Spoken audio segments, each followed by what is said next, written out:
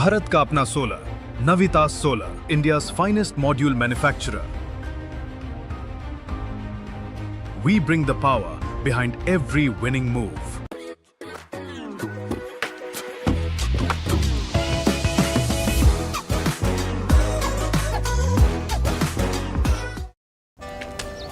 Come on guys, hurry up. यार सुन ना, एक ब्रेक ले लेते हैं. Guys, I'm telling you, तुम लोगों को सही से ट्रैकिंग नहीं आता. But that's okay, you can learn. रोज का ढक्कन देना. ये रेड वाला है, सही वाला देना. अबे ढक्कन. पहले तो सही पानी पीना.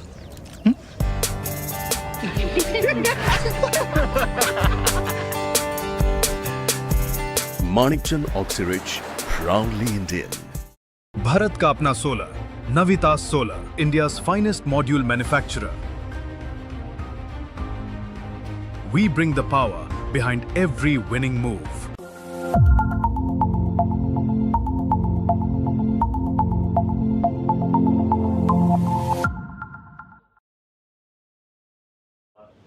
Hello and welcome to the live broadcast of the Global Chess League. This is day 3. We are at the Royal Opera House. We have 3 exciting matches to cover, and alongside me, one of the finest players and commentators, Grandmaster Renan. Let's go.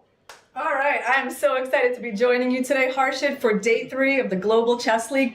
We're going to be bringing you 3 top matches, and the first match of the day is going to be between the Ganges Grandmasters and the PBG Alaskan Knights. But first, let's take a look at the standings in the tournament so far. And we have 2 teams who have taken an early lead in this tournament, and they are Triveni Continental Kings, The Upgrad Mumba Masters. and today in the first match, PBG Alaskan Knights, as you can see there, is taking on Ganges Grandmasters. PBG Alaskan Knights, Irina, has lost both their games. They have, right? They're still looking to get on the scoreboard. Meanwhile, the Ganges Grandmasters did win their match yesterday evening against the Alpine SG Pipers, so they have 3 match points. But yes, this is a very key match for the PBG Alaskan Knights, because if they're going to make 3 losses in a row, it's going to be too very much. hard Yeah. to qualify. And it's very important to finish in the top 2 positions in after the entire round robin event. So the format is that these 6 teams play a double.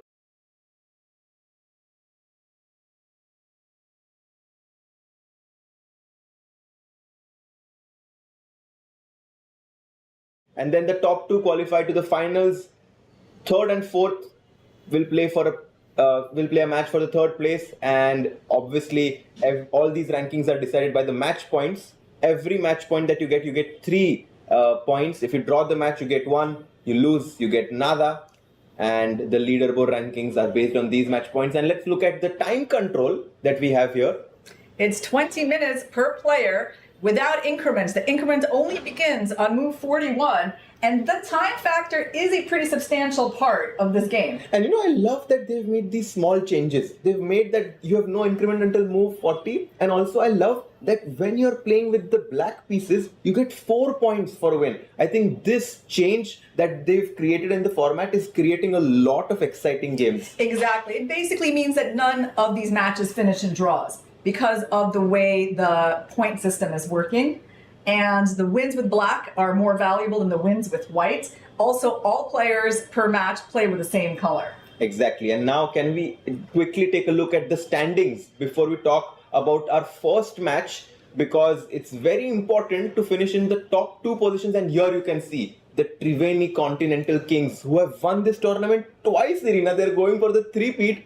Upgrade Mumba Masters though, they seem unstoppable in their home court. And then Ganges Grandmasters, who won their match yesterday, fires American Gambits. And then there is Alpine SG Pipers, who are struggling. They lost both their matches. Also PBG Alaskan Knights, who are going to be playing our first match today against the Ganges Grandmasters. So these are the standings. The first match that we have is between the 3rd team and the 6th team. So let's do you want to go and check the match pairings that we have for today? I mean, this league is so competitive.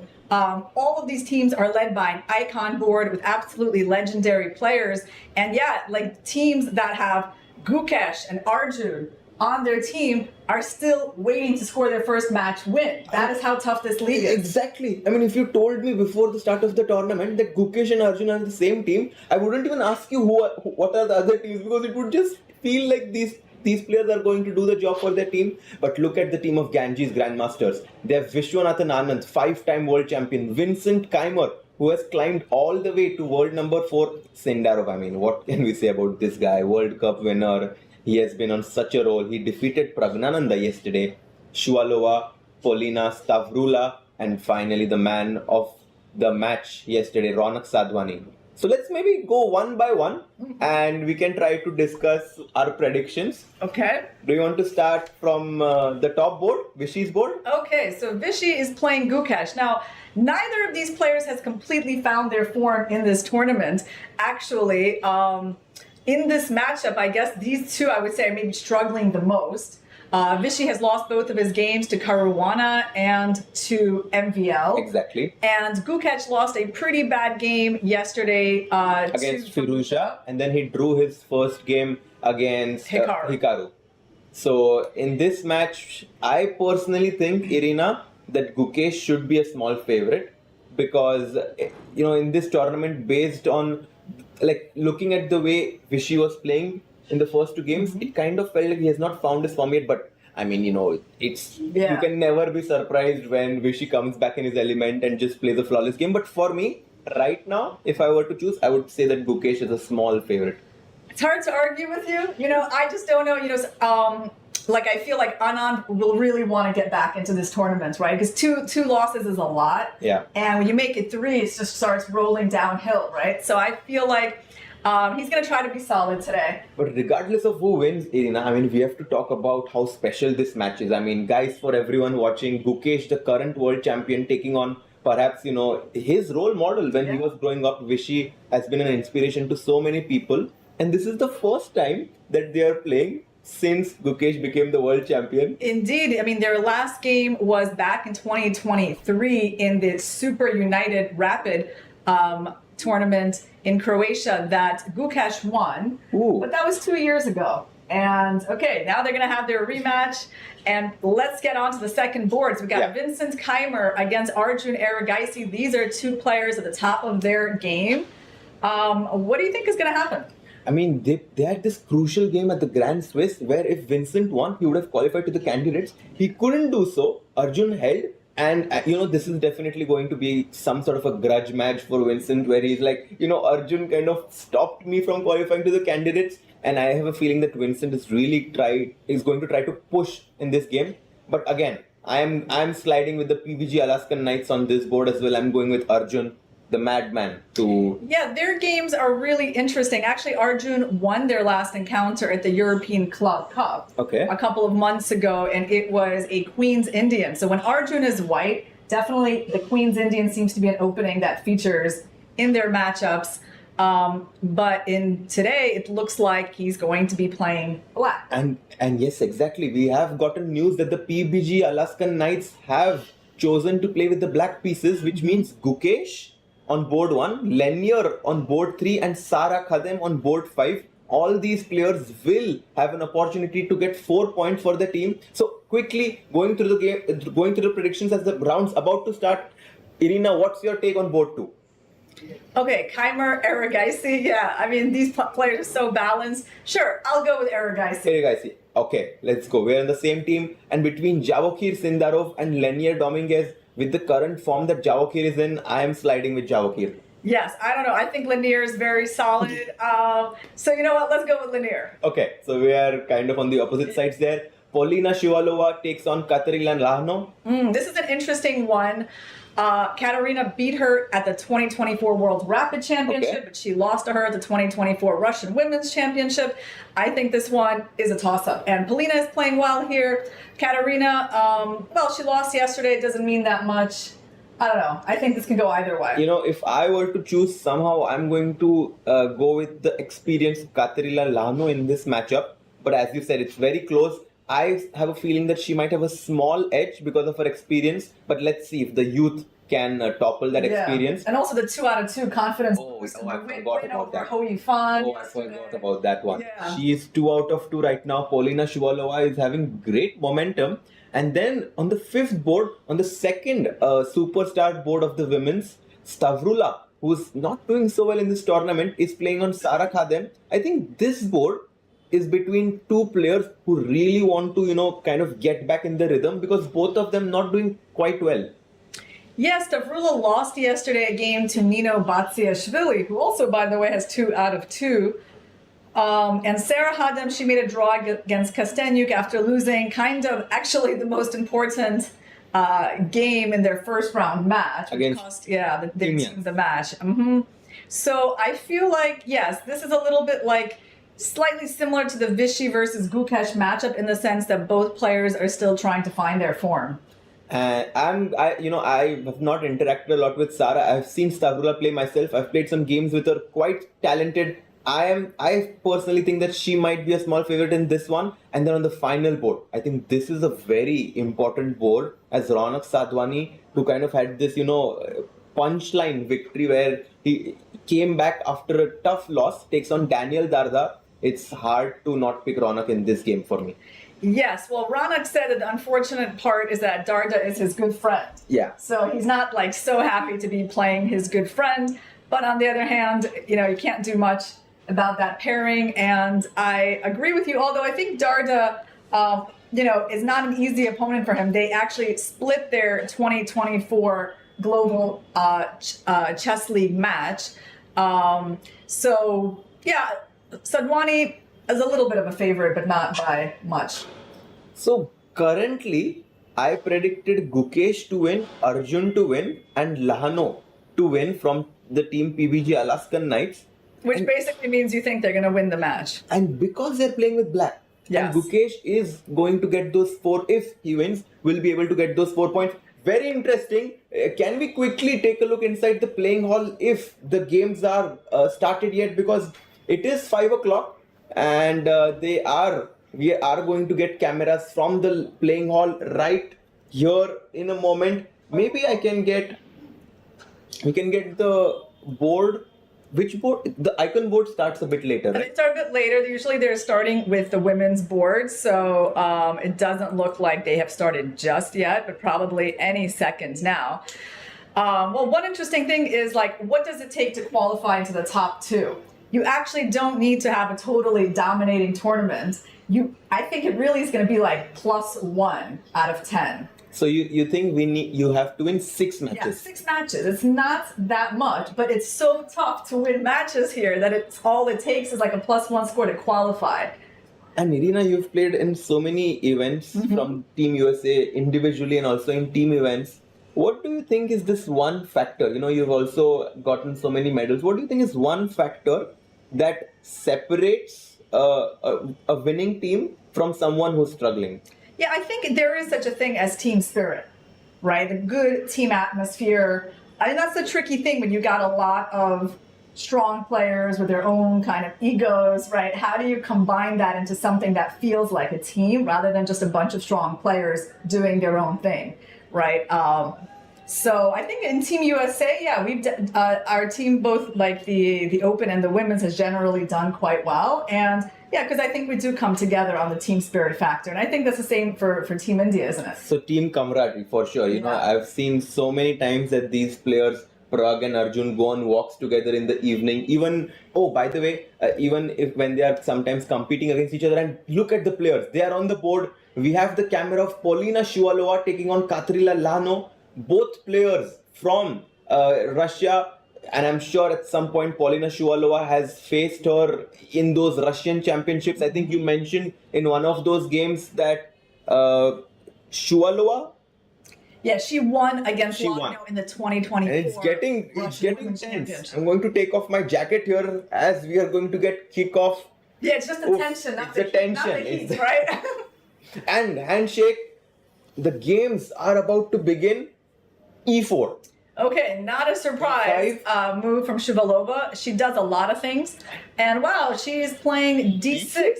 That is the Philidor defense. You know, I have to be honest, Irina. Whenever my opponent played a move like d6, I used to get very happy because he blocks his bishop on f8, and I go pawn to d4. Okay, you take, knight takes, and it kind of feels like in the opening, I want to get this nice control of the center, and white has already gotten it, no? Yeah, I mean, that's why we don't see the Philidor played so much, because white is immediately starting the game with a little bit of a space advantage. But this is Katarina's strategy.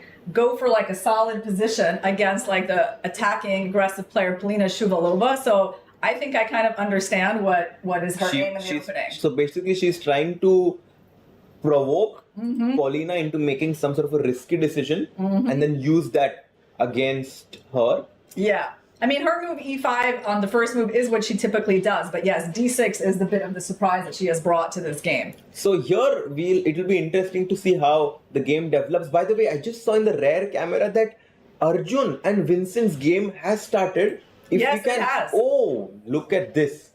Arjun playing with the black pieces. He went knight f3 Vincent, knight f6 by Arjun, and b3. Yeah, not so much of a surprise. I think in Vincent's games, I've definitely seen that he likes these sort of setups. Let's see if he's going to play the move c4. Yes, he does. And now what is Arjun going to answer with? G6 maybe? G6, bishop g7 is an idea. Guys, if you are around Mumbai, the way to enjoy this tournament is come inside the Royal Opera House. You can watch the players and you can wear these headphones, listen to our commentary or the other commentary where Tanya, Sehaj and Sagar is currently commentating, and it's a very nice way to enjoy this tournament. Also like the stream so that more people can enjoy this. He goes for d5, Irina. Okay, very logical. The only thing that black needs to watch out for a little bit is the fact that this bishop has the long diagonal, so it's going to be a little tricky to develop in terms of playing e6, bishop e7 without hanging that pawn. So I wonder how he's going to get around that. Like, is his plan to go f6 at some point and go for the e5 setup? This f6 e5 setup, the engine always recommends that you want to take control of the center, but I was always somehow afraid to play f6. But f6 e5, I was afraid that our light square diagonal will become weak, but I guess you'll place your bishop on e6. How about e5 immediately? Now that the knight is blocking the bishop, can we get away with that? Yes, he goes for it. Arjun takes control of the center, and in this tournament, guys, it's very important to take a look at the other games, because your decision, for example, move like e5, if he knows that he wants to be solid, he might not play e5. He might have just gone for e6, bishop e7, but of course, too early in the game, so the players don't have to make that decision yet. But the icon board, Irina, starts a bit later, and I'm sure it gives them time to look at the other positions, and I'm sure sometimes they've changed the opening that they wanted to play looking at the other positions. It's possible. It's possible. So let's see. Okay, Heimer has just played e3, which makes sense because he wants to preserve the idea of this d4 break. He might not play d3 for a while. Actually, maybe he wants to get his bishop out to b5 and attack that pawn. And he just takes the knight on c3, Arjun, and we have a kickoff in the icon board between Vishy and Gukesh. We have to take a look at what's happening on that game, and here we have the camera. Vishy. It was a Sicilian Khan, which actually is one of the things that I like to play. That was Gukesh's choice. And Vishy answers with a solid move, 5c4. Definitely. Very principled, yeah. Yeah, it's hard to get an advantage or get a really fighting position against that as black without going into some sort of a hedgehog with, let's say, like queen c7. But he goes for bishop b4, which is threatening knight takes e4 now because the knight is pinned, so the queen defends that pawn on e4. Yeah, this is the kind of the equalizing line, I guess, if black wants to go for d5. But he goes for queen c7. So actually, Gukesh is not trying to go for straight equality. He wants to play a game, and that makes sense as well. Bishop e2. Knight c6. Challenging the knight. Taken on c6 by Vishy. He was probably afraid of that knight coming to e5. For sure. Knight e5 was Vishy's idea, and that's why, Gukesh's idea. That's why Vishy takes the knight. And did he no, he's not recaptured. Oh, and this is an interesting. Doesn't this remind you of the Keimer Aragaisi game? Because it's kind of similar, this capture of the knights early on. Exactly, and he Yes, took with he the D pawn. Actually, just like Keimer captured exactly. with the D-pawn. Yes. And now he goes for A3 Vichy, asking the question on B4, an important question, what will you do now? Because if you take the knight on C3, queen takes C3, this is huge for white. This is absolutely huge because if you take the pawn on E4, as you perfectly highlighted, the G7 pawn will fall. And the bishop on C8 is definitely a bad piece for black right now. If black gets E5, bishop E6, black is very happy. How about bishop D6? I feel like Gukesh should want to hold on to that bishop, and also, And he plays it. Irina, Yes. you are absolutely right. he doesn't want to step into that tempo bishop C5, B4. And also wants to stop the idea of F4 at some point for And white. castles. Arey, what a move. Yes, this was a good retreat by Gukesh. So now Vishy needs to figure out where his king is going. Does he play a move like H3 just in order to get castled? Or maybe there's some other plan where he can try to maybe even a move like G3 has certain points, but okay, he goes for H3. H3. Guys, tell us what are your predictions for this match. Do you think Gukesh will be able to defeat Vishwanathan Anand, or will Vishy's experience prevail? Very curious to know what you guys are thinking. H3 short castle by, and Irina, it's so nice to commentate with you because it feels like we are this pro very analysis mode stream. Oh, not King F1, right? Yes, no, don't Oh worry. yeah, I was like 1 second we're talking about pro moves, but short castles played by Vishy. Yeah, I like the way this game is going. In terms, like for Vishy, it's a pretty calm development, right? This is kind of what I think he needs after all the complications of the last couple of days, like a symmetric pawn structure, solid. Black still needs to figure out a way to get that bishop out. So his development is more natural, I would say. So right now it's going in a safe, smooth direction. Not necessarily better for him, but just like smooth. So this will be interesting to choose which plan white goes for, because now rook d8 and there is a big threat. If you play bishop e3 by mistake, bishop h2 check will be a nasty one as your queen on d3 is hanging. I'm very curious. Do you want to check the Prodigy board? Maybe we can just quickly check the openings on all the boards. Okay, let's do it. And what a game we have here. Double fianchetto and Dardo Oh, showing man. some aggression. How recently did he just play H5? Oh boy. Can Wow. we just, what was the last move? So D3, D3? Queen D7. Maybe he's even going to try to castle queenside. Oh, Darda is just going for the kill. He wants to go for h4, knight h4, bishop h3, and no, this one is looking. Okay, but it can also backfire on black, right? Because white has not actually made any mistakes, right? So at some point, white's going to go knight d2 and try to play for e4. I don't think like white has made mistakes to get mated so early in this game. But in rapid or generally in formats with fewer time on your clock, the side who's attacking, I feel generally has a practical advantage. He does go for knight to d2, and I'm somehow expecting Irina the move bishop to h3 or Okay. pawn to h4. These are the two candidate moves that come to my mind, trying to quickly launch an attack on the white's king Yeah, so h4, you are provoking me to take. And I now will. I won't take on h4 just yet. Yes, It's you'll my play idea. I'll here. play bishop h3. But maybe this allows white enough time to go pawn to e4. Yes. And So cover the square with the queen. Exactly. So something like that makes sense. yeah, That therefore the sacrifice is not going to work because there's no queen g4. exactly. So knight d2, a very nice move by Ronak, preparing pawn to e4. Daniel is trying to evaluate whether he can sacrifice his pawn. What?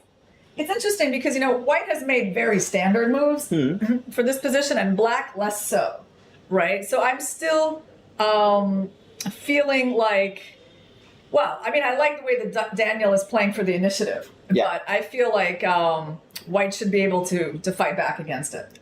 In terms of the opening, I think Daniel should be happy with the position he's gotten, but Ronak should not get very nervous. Just bishop h3 played, by the way. Okay, very logical. And now he's threatening to go h4. So he does not sacrifice the pawn, but for sure h4 idea is going to be recurring. And look at this, very smart by Daniel, looking behind on the big screen at just taking a glance of what's happening on all the other boards. Let's also do that because there are some games we did not look at. This game between Javokir Sindarov and Lenier Dominguez, board 3 Wow. will be and look at this, we have the camera. What an amazing production that we have here. Can we see what's happening on this game, Irina? Okay, well, it looks like Lanier has sacrificed a pawn. He has a massive center. White has a pretty terrible locked out knight on h3, an undeveloped bishop. I gotta say, it looks like black has the advantage because, I mean, he's just gonna castle. And one plan in the future could be like some sort of invasion On the C line. C2, right? I don't know how White's gonna get that knight into the game. How did this happen? Yeah, I was going to say it feels like black played like 4 or 5 extra moves. How did this happen? What opening? Oh, was so this? it was very similar to the game where Arjun also played d5, Yes. takes e5.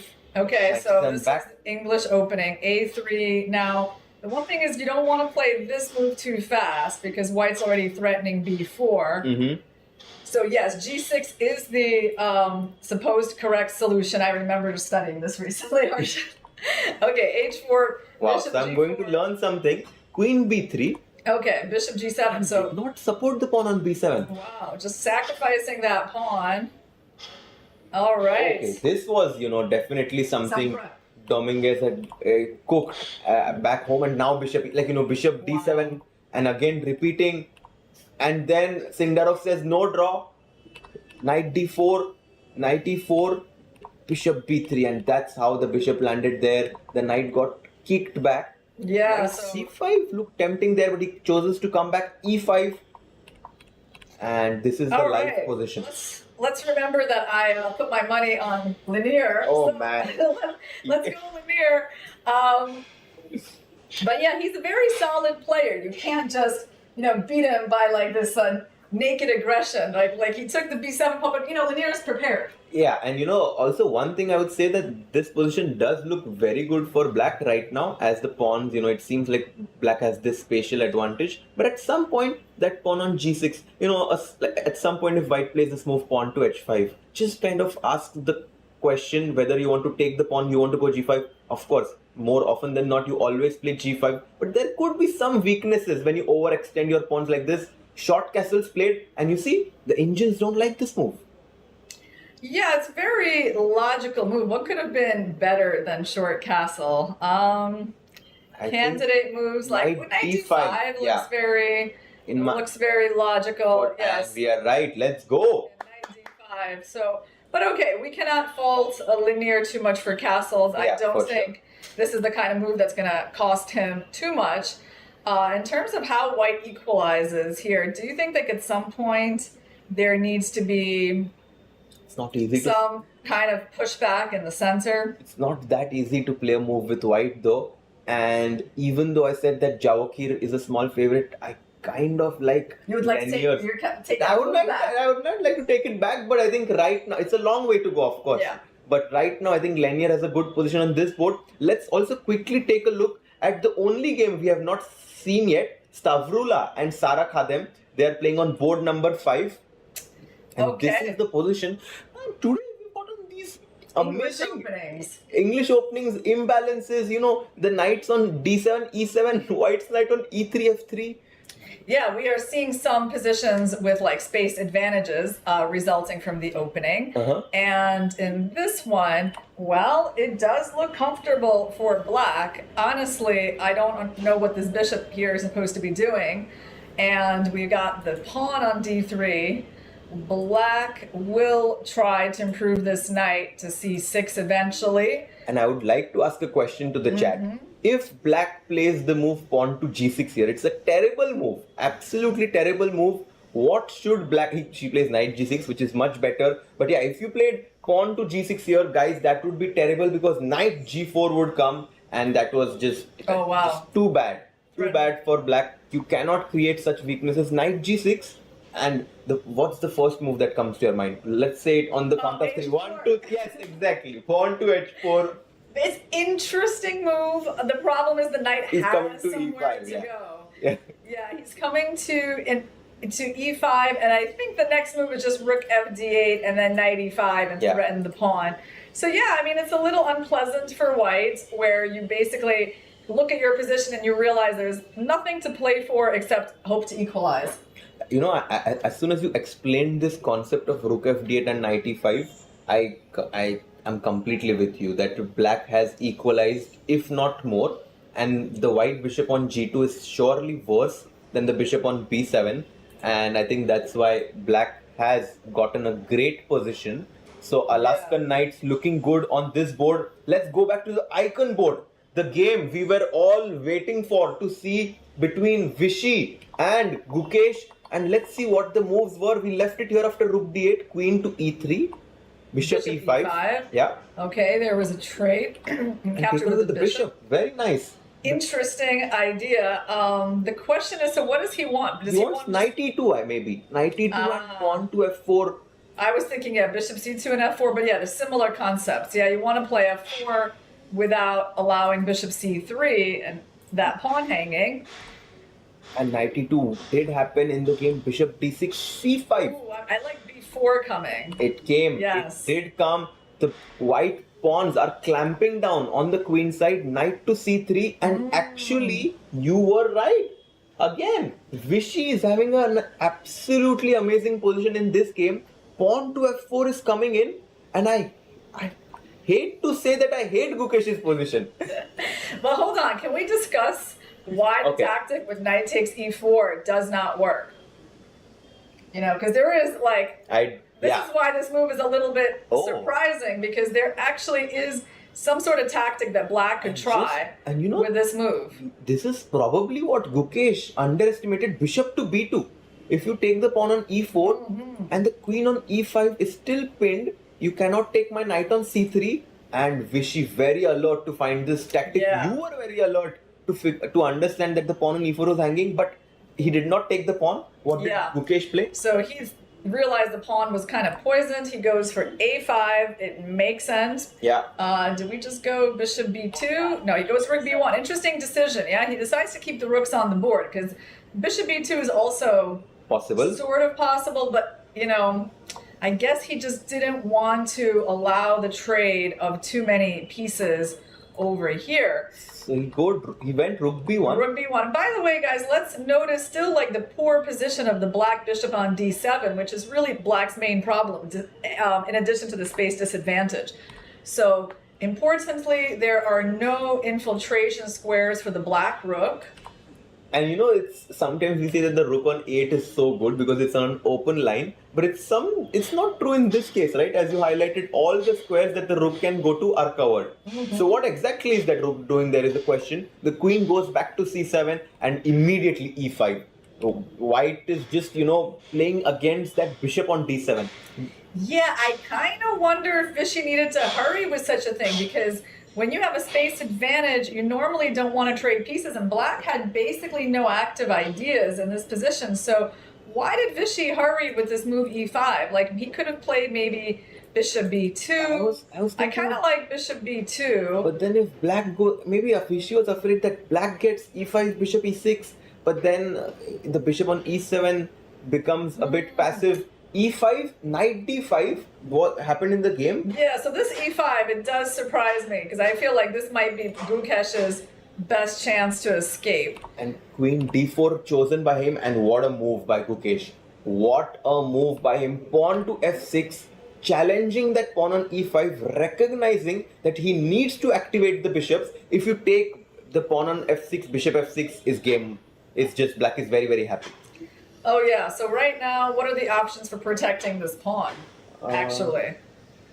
I mean, you could trade and go bishop f4, but you can really feel how white is losing the thread a little bit. I feel like we came in at a really good moment for Vishy. Exactly. And we're witnessing the slow... It's some comeback. Yeah, the slow decline of his advantage. And yeah, I can't tell you how much I hated that move e5, Harsha.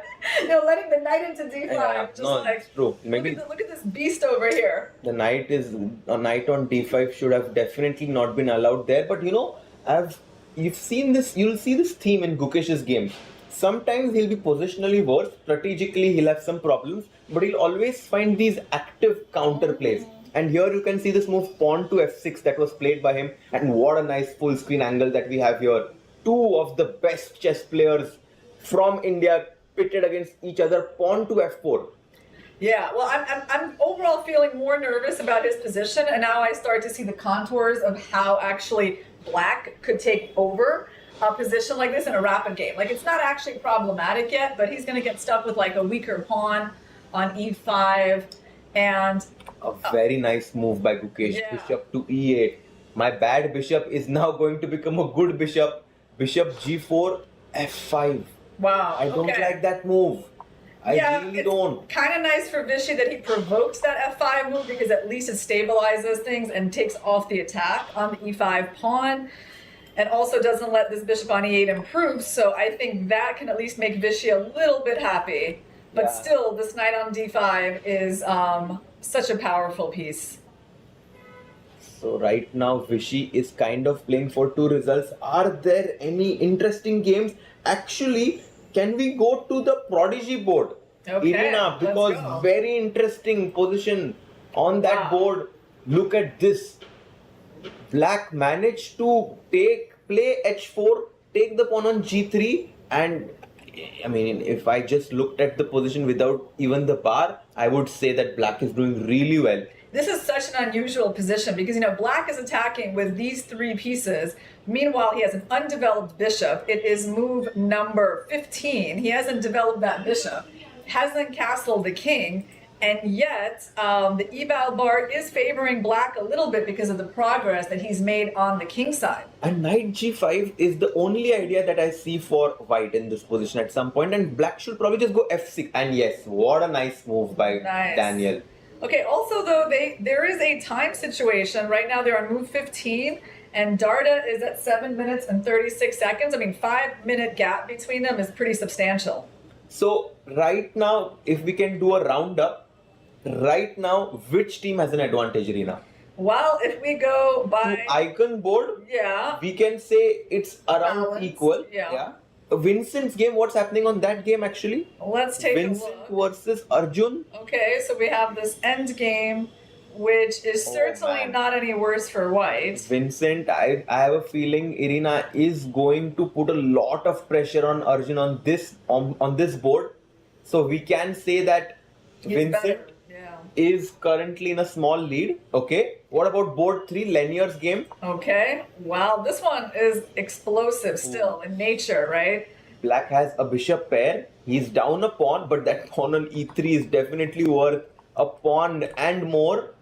So he did try to break out with the move f4. f4, knight d5, coming into that weak e3 square. I mean, you have to sort of feel like Black has better chances here based on the weaknesses around the white king. On the other hand, Jabo here has a bit of an edge on the clock.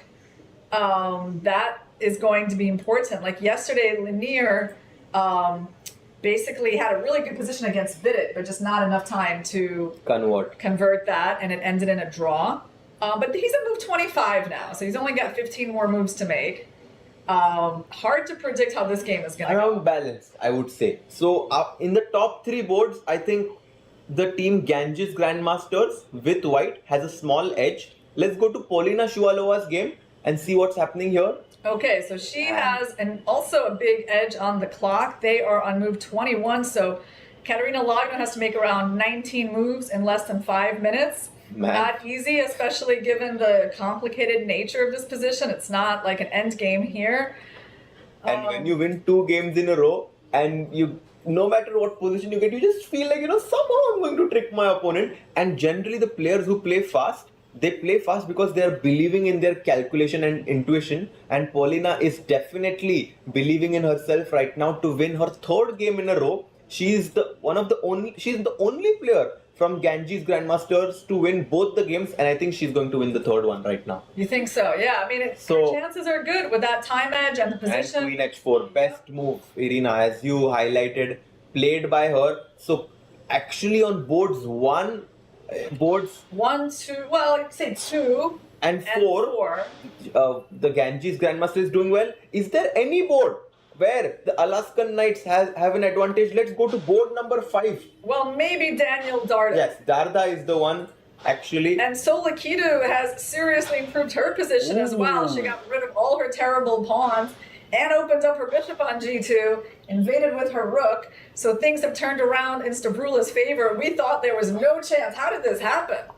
How did this happen? B5 and C4. Sara tried to equalize in a forcing fashion, and maybe this allowed White to open up her position. So C4, I guess, was an unfortunate move. So, your pawn on C5, why is it a bad move? Because your pawn on C5 surely better than the weak pawn on D3. And when you allowed White to trade, this improved White's position. As little tactic. Oh, nice, very sharp Stavrula there. If you take with the queen, which happened in the game, the knight on D7 falls. Rook takes A7, but White still should be careful. Because a move like queen to D5, let's say, or queen to C6, does put some pressure on this diagonal. And I wouldn't say that White is better. I think Black has very good compensation. Okay, I agree with you. There is a lot of play still ahead because of the activity, especially on the C file. And you can't even go there because there could be something like bishop D3. Like you probably have to play you have to find some tactical way to solve these problems. Well, maybe rook A5. A5 is one. Yeah, rook A5 is probably a good move in this position. And they're going to go queen B7. And maybe now queen B3.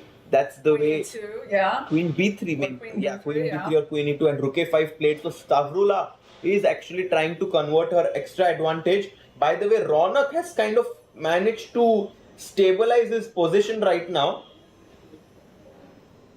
He sacrificed a pawn. Okay, let's take a look. Okay, he's traded the queen. Wow, so what he's decision. not going to get mated. Still ahead of the clock. It's move 22. So he sacrificed a pawn. That's not that great. What exactly is giving White compensation? Because that bishop on F8, the knight on C4 is beautifully placed there. Black can never kick it with this move pawn B5 because of that pawn on A4. And this, I like this idea by Ronak. Also, knight H4. Yeah, and he's playing fast. Those squares. He's feeling it. He's feeling it. He's still, though, in the compensation stage. There's like very little chance of White winning this game. With the clock ticking, if White gets control of the H line, knight H4. Let's see what move he's about to play. Rook H1 played. Rook H8 back. And Rook H1. And Rook H1. Okay. And Daniel falling low on the clock. So Bishop E7 is the obvious move. And actually, I know this is an interesting game, but we have to go very quickly to the icon board because it's a crazy position right now. Look at this, Irina. Yeah, I love it. I mean, it sort of was going better for Gukesh. Now it's going better for Vichy. It's kind of obvious that something has gone wrong for Gukesh. And wow, but he continues with the aggressive He play. could not hold still. He's like, I'm going to seek active counterplay. But now that he captured with the C pawn, the B pawn opens up and can be pushed. Queen C8 back. Bishop E3. I mean, I love the move Rook A1 by Vichy. It's so calm. It's like, hey, he's saying, I have a pawn majority here for the end game. Let's just like get rid of your activity and then you will feel those pawns. So very nice calm play by Vichy. So King H2 is also such a classy move. Yeah, so nice. Queen D8, Queen C3. And he's got a big edge on the clock. Look at that, 9 minutes against 4. It's the 8 more moves to go to time control. Man, I think Vichy is playing so well here. Look at the clock for Gukesh. Dipped below 4 minutes and and B5 is about to come. Yeah, that's the thing. White's plan is pretty simple. It's eventually just advance these pawns because the D pawn is pretty much fixed in its place. So Gukesh, look at his last couple of moves. It's just waiting. He's just waiting. Not much of a plan available to him. So this could be a good chance for Vichy. By the way, what's going on? What happened?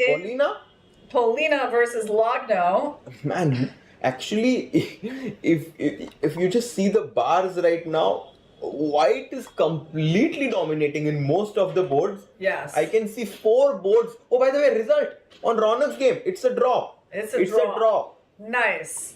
So good result for Ronak there. He was much worse. We were not sure in the opening stage if he's going to manage to, resist against such a big attack that Daniel was trying to put on him. So draw, and now look at the bars there. Board 1, Vichy better. Board 4, Paulina close to winning. You were showing to me. And it feels like currently the Ganges Grandmasters are doing quite well. Yeah, it's very nice when you see 5 eval bars in a row in one direction, right? I mean, it doesn't mean they're going to win all these games, but surely one of these games can be won, right? Yeah. So let's see. Let's go actually take a look at Shuvalova versus Logno. Okay. So a bunch of things happen here. Lots of pieces on prees. So white made a capture. I guess using the pin over here, you can't take the bishop back. Obviously, lots of questions about this position. A6 is also hanging Right, in like, well, what happens if I take here? Maybe that was the best move, right? For some reason, she didn't. Okay. She took the other knight. Which feels wrong. To be honest with you, I just opening up that G line of the king feels intuitively wrong. Bishop h2, very nice move. Okay, so she moved back. Okay, at some point you'll take the bishop on a6, right? Okay, no. She took on e4, and now I guess you can just chop the knight on h5. But what's really going on? I mean, you can chop the knight, but black has a lot of center pawns. Like if you take that knight and I take But here. who takes e4? Your king is so weak, yeah? Yeah. Still, this knight is not True. very good, but And she comes back bishop to f1. She wants to Okay. keep the bishop pair. Very pragmatic. okay, the knight's hanging and cannot return to f6, so it goes to g7. Yeah. And Rook rook e4. takes e4. Okay, so what is happening here? Oh, the Indians hate this move somehow. They hate it. But why? Is there Bishop e7. No, not played. something was played? Was it d5? d5. Okay. So Okay. how many moves do they need to make? They're move 27. Move 13 20. more moves. So right now Paulina has an advantage, but we should go back to the icon board as Vichy has a winning advantage. Okay, so Gukesh declines a rook trade. And just allowed white to infiltrate with the rook. His position is super passive. This is the problem. Actually, not a single active black piece. This king is potentially weak. And how is he even, going to hold on to this pawn? I suppose something like queen c7. Yes, That's makes what he sense. does. And bishop a6 ideas are also lurking in the air, taking advantage of the pinned b7 pawn. Vichy lost 2 games in a row. We haven't seen him lose 3 games in a row ever, maybe in the last 10 years. He's about to defeat Gukesh with the white pieces. This surely means a lot to him, no? Let's figure out, though, Harshit, How what's to win, happening yeah? after Okay. bishop a6. Now, there's Okay. something wrong with the move rook b8, which is what I would think is the natural move. Maybe b5. Can I just advance? Oh, wow, you're And just c6. coming up. Yeah, And that's it. No more pressure no on more- that pawn. Yeah. That's powerful. All right, can Vichy find it? He's got 6.5 minutes for 5 moves. That's a lot of time. It's a lot of time to win this position, Vichy. For sure. And look at Ronak there, sitting in the dugout. In the back of the camera, you can see keenly following what's happening on the other boards. Bishop to a6 is the move that Vichy needs to find here to kind of convert the advantage from better to winning, and he finds it. All right. Yes, definitely. We applaud that move. Bishop a6. Brillante. And look at Gukesh there. He's nervous. He's unhappy.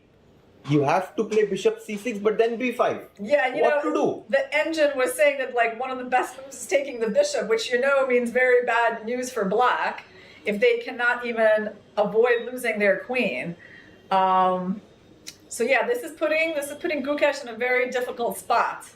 I don't really see him playing this move b takes a6. Don't you think it's a little too depressing? No, b takes a6 is like... But it's considered Actually, equal to any of the other moves. b takes a6 would not have been that bad Not if crazy. the black pawn was on g6. Yeah. And you try to hold some blockade with the rook and bishop. But anyway, he But went it's bishop bishop c6, and did b5 happen? Not yet. No, I wonder what he's planning. Maybe b5, queen b8, but that's gonna not be very good. You can- So b5 must be the move. Yeah, he plays it. Vichy, this is definitely one of Vichy's best games in this tournament. b5 attacking the defender of the b7 pawn. He's feeling confident. Do you feel that? What happened there? Yeah, I think. What happened there? Was it Queen B8? Yeah, that's what I thought. He takes on Oh B7. man, what a Wow. move! Vishy! And look at Ronak, so happy there. He's like, Vishy's in my team, I don't have to worry. If you take with the bishop, let's just show Just the C6. pawn to I think C6. C6, yeah, defending the rook. And if the bishop moves, the e7 bishop falls. This is vintage Vishy. Wow, that is a beautiful move. I don't know. I feel like there might have been other ways. Like I was thinking about B takes C6 in this position, but that immediately blunders. Okay, so bishop takes B7, the right move, and now on queen takes A7. You I just guess take- just bishop C6. Also, b takes c6 is so good, yeah? Actually, wait. There's Bishop also takes a rook rook here. is hanging. Like, There's actually bishop takes rook, Yeah, and then this is- take this pawn. That Yeah. might be the cleanest because all the pawns collapse. the whole Yes, that's the real problem for And- Gukesh. bishop b7, what was the move? Rook c7. Rook C7. Okay. Okay. Let's try to guess Vishy's next move here. What will it be? Intuitively, it's B6. Bishop okay. takes c6. Gives Actually- up the rook on a7. Okay, nice. And it was the best move. Brilliancy. Gives up the rook, pawn to b6. And those two passed pawns are surely going to roll down the board. Bishop d7. Yeah, and that's who's it. going to stop the c pawn from being a queen? Yeah, that's No right. one. And he's playing this very quickly and confidently, isn't he? Not really hesitating at all. Yeah, it's That was really nice to see. and you can see the excitement that Vishy has. He goes pawn to f4. No, g4. Yes, pawn to G4. All right. I mean, I kind of wonder if we can just ignore it. No, and go don't take. C6. Yeah, some queen Yeah. h8 checks you don't want to allow. Right, C6. There you go. c6, yeah. Remember, this is not a check that black can do productively. Because there will be a counter check once the queen captures. And Yeah. just moments away from Vishy defeating Gukesh, the current world champion, queen to h8. Okay. Desperately trying to find some checks. Okay, the problem is we probably just go C7, don't we? Or bishop takes e6. The question is whether you want to, bring in your bishop for the defense. Is it worth it or just c7? Yeah, no, Vishy is like, let me get a new queen. It's going to help me much more. Has Gukesh has made the Oh, by time the control way, play in 2 Jawahir won. seconds. Jawahir Sindarov gives Ganges Grandmasters the first victory. As you can see there, Lanier lost. Oof, man, things looking from bad to worse for the PBG Alaskan Knights. Let's come back to the camera on the icon board. Vishy, Making c7 a and queen. queen. Yeah, new queen on the He's board. gonna be up a piece. Queen Oh, h4, queen g3, h4. some tricky business, but not really. Okay, yeah, we don't want to somehow allow G3. What's he gonna do? Okay, he has some time. He has 4 minutes. Take the rook on a3. I'm sure Vishy will take the rook on a3 Really? Why? and come back queen And c3. just Queen C3. Okay, Yeah. You that's will. pretty calm. You want to just make sure no tricks happen, and I'm guessing. I guess the funny thing is this is not even like a threat. Oh I mean, no, that's the he thing. bishop takes e6 Yes, because G3 is not a threat. There's no check on A1. and resignation. What a win by Vishy! Yeah. Clutch. Yes. Big win. Vishy 64. I love it. I love that number. Man, that's for a reason that we call him one of the greatest chess players from India, and why he's an inspiration for so many people. And more results about to happen. Polina Shuvalova completely winning. Okay, let's take a look. She's up a piece. Totalmente. This is over. Yeah, the guess there is not really a way to promote that pawn. Yeah, she. But, Lagno's trying to be tricky. The C2 pawn still offers a little bit of a chance. The problem is knight B3 is not really a threat. Yeah, and you can see Vincent there shaking his leg. He's anxious to see the result on this one. But Paulina is like, don't worry, guys. I have everything under control. Knight to E2. So basically, the Ganges Grandmasters, they already got 2 wins. So the score right now is 8-2. Only thing is, Stavrula is losing. not doing so well. So, okay. So Sara will actually give the PBG Alaskan Knights 4 points. 2 seconds, 1. Knight f6 check, and Polina Shuvalova.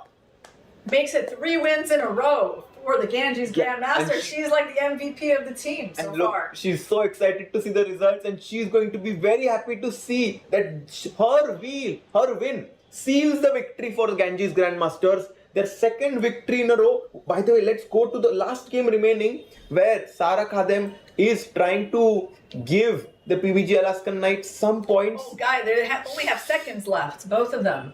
Seconds left. 7 seconds for Sara, 4 seconds. I think the board has stopped updating, so all we can do is like look at what is happening there. Who is winning in that position? Yeah, and this is the live board. Rook and knight end game, isn't it? Yeah, and it's equal. Again, Sara, who was winning, messed it up, and Stavrula is holding. So this was a very bad round for the PBG Alaskan Knights. No win. Yeah, on 6 board. well, Ganges Grandmasters, they had a very good match for sure, and Stavrula's kind of activating her rook a little bit. Anything can still happen. I mean, they got seconds. So it's not a draw yet. She was about to blunder the okay, pawn. that's a really good trade because now only white can win with the outside pawn. Oh my god, I'm afraid that Stavrula is going to win this now. King c2, king It's b3. possible, and also this h5 pawn is really helpful to white, like fixing all the black kingside pawns in place. Oh man, what a tough day for the PBG Alaskan Knights. She's trying to create a pass pawn with Okay, f5. I would have just played king b3, but all right, let's see what happens. Knight, where's the knight gonna go? G2. King b3, and it's a race. This will be a race. Yes. a4, and black should just chop that pawn off, in my opinion. So probably still a draw, but black is not worse because I think black can just take that pawn. Ah, she Black should have couldn't take taken it. though. She should have taken that pawn. Because now the knight is a very bad defender of the pawn of blunder. Blunder. Oh, she What a miss. blundered the fork. So sad. Ah, But maybe it's still a draw. maybe still a draw. Wow. What is happening on this game? Mistakes with few seconds on the clock. Knight Tricky. g2. Yeah, that was so sad for Stavrula to blunder the a pawn like that. Her pride and joy. And now it looks like and she's Sarah going is to going lose, to yeah. win this game. Yeah, it's very hard to come back emotionally. But knight h4 check. Oh, Sarah also blundered a pawn. Oh man, what's and they just happening? agreed Draw. to a draw. Okay, well, I feel like that's fair. Okay. Okay. It was too much for me to watch. So many knight forks. I think when White gave away the a pawn, it was so heartbreaking, you know. Yeah, no. So this was... what happened? So she played G6, G6. walking into the fork. Wow. Yes. The And players. Stavrula is like, what was this game? But finally, guys, after all the dust has settled, the score is 12-3 in the favor of Ganges Grandmasters against the PBG Alaskan Knights. A thumping victory by them after losing their first match. They won 2 in a row, Irina. And the big news of the day is that Vishy Anand scored his first win here in the Global Chess League against the world champion win. Gukesh. I think that is going to be really important for his confidence going forward. I'm very happy for him. Polina Shuvalova continues to score for the Ganges Grandmasters, making it 3 in a row. And yeah, it was just a very nice team effort. Yeah, so this was, the first match that we had today. This puts Ganges Grandmasters in a very good spot to, catch up the leaders right now, who are the Mumbai Masters and the Triveni Continental. Triveni Continental Kings. Exactly. And after this match, the second match of the day today, Irina, is between Triveni Continental Kings and Fire's American Gambits. And what a match we are going to have on that game. That's gonna Alireza. feature Alireza versus Hikaru. That's going to take place at 6:30 in around 45 minutes. Both of these teams already have wins, but if the Fire's American Gambits can defeat Triveni, they're going to catch up to them. So they're going to be very motivated, and we are going to break down all the action for you guys. After we come back from the break, we will tell you our predictions for the second match of the day. See you soon.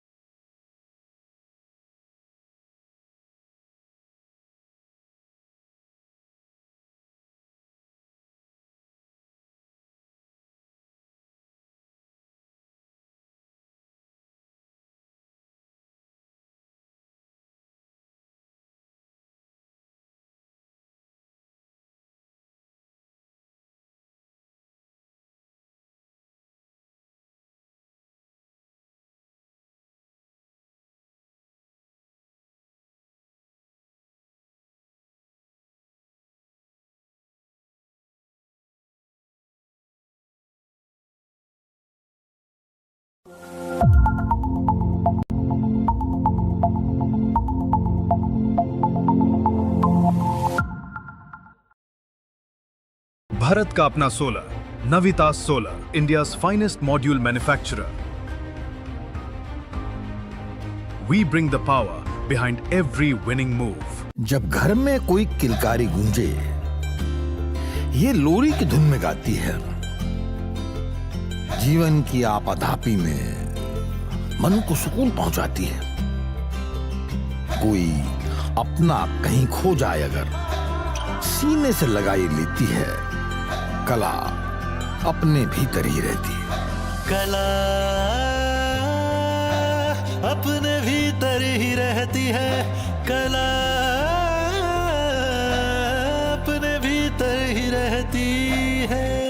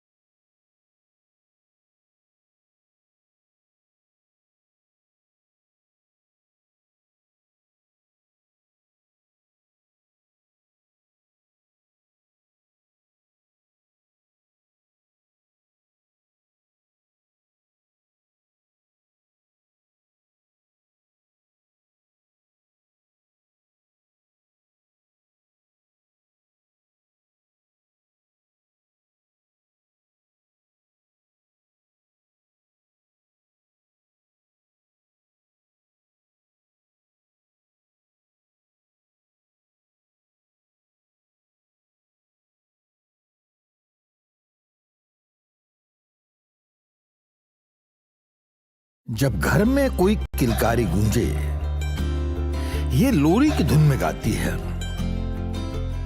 जीवन की आपाधापी में मन को सुकून पहुंचाती है। कोई अपना कहीं खो जाए अगर, सीने से लगाई लेती है। कला अपने भीतर ही रहती है। कला अपने भीतर ही रहती है। कला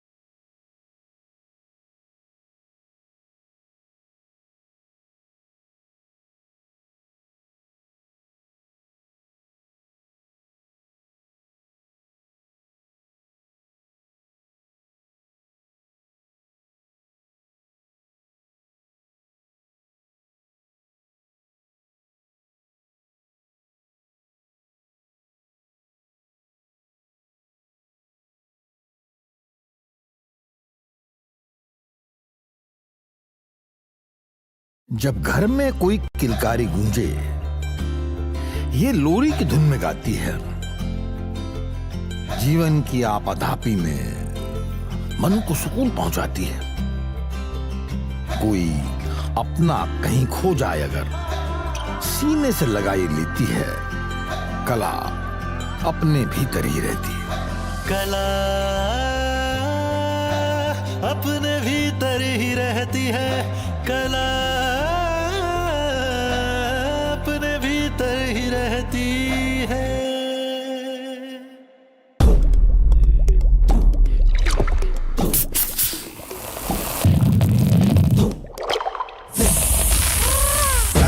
Grab it, visit, grab it, grab it, visit,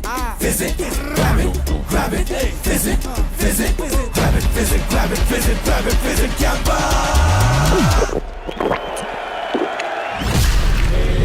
Grab the fizz. Campa wali fizz.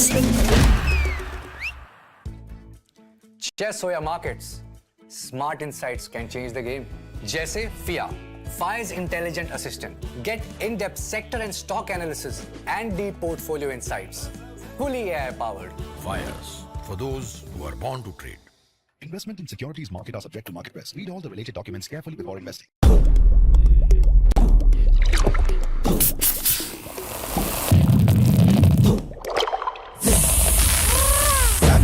Grab it, visit, grab it, grab it, visit, grab it, visit, grab it, visit, Yamba!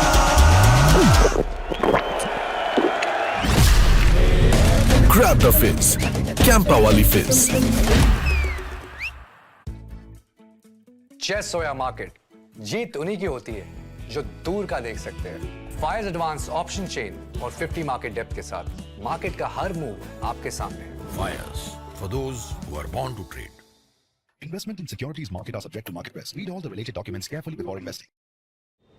And we are back after we saw this iconic victory on the icon board by Vishwanathan Anand, taking down the current world champion Gukesh Dommaraju. And World, such an innovative team format featuring the best players, the best women players, and the best prodigy players under 21 in the world. And right now, our matchup is between the Triveni Continental Kings, the two-time defending champions in this league, facing off the Fire's American Gambits, who are led by Hikaru Nakamura. And we're going to see a matchup between the number 2 and number 3 players in the world at the fast time controls. That is Alireza and Hikaru Nakamura. And you know, on these icon boards, we are always so lucky to get these fascinating matchups.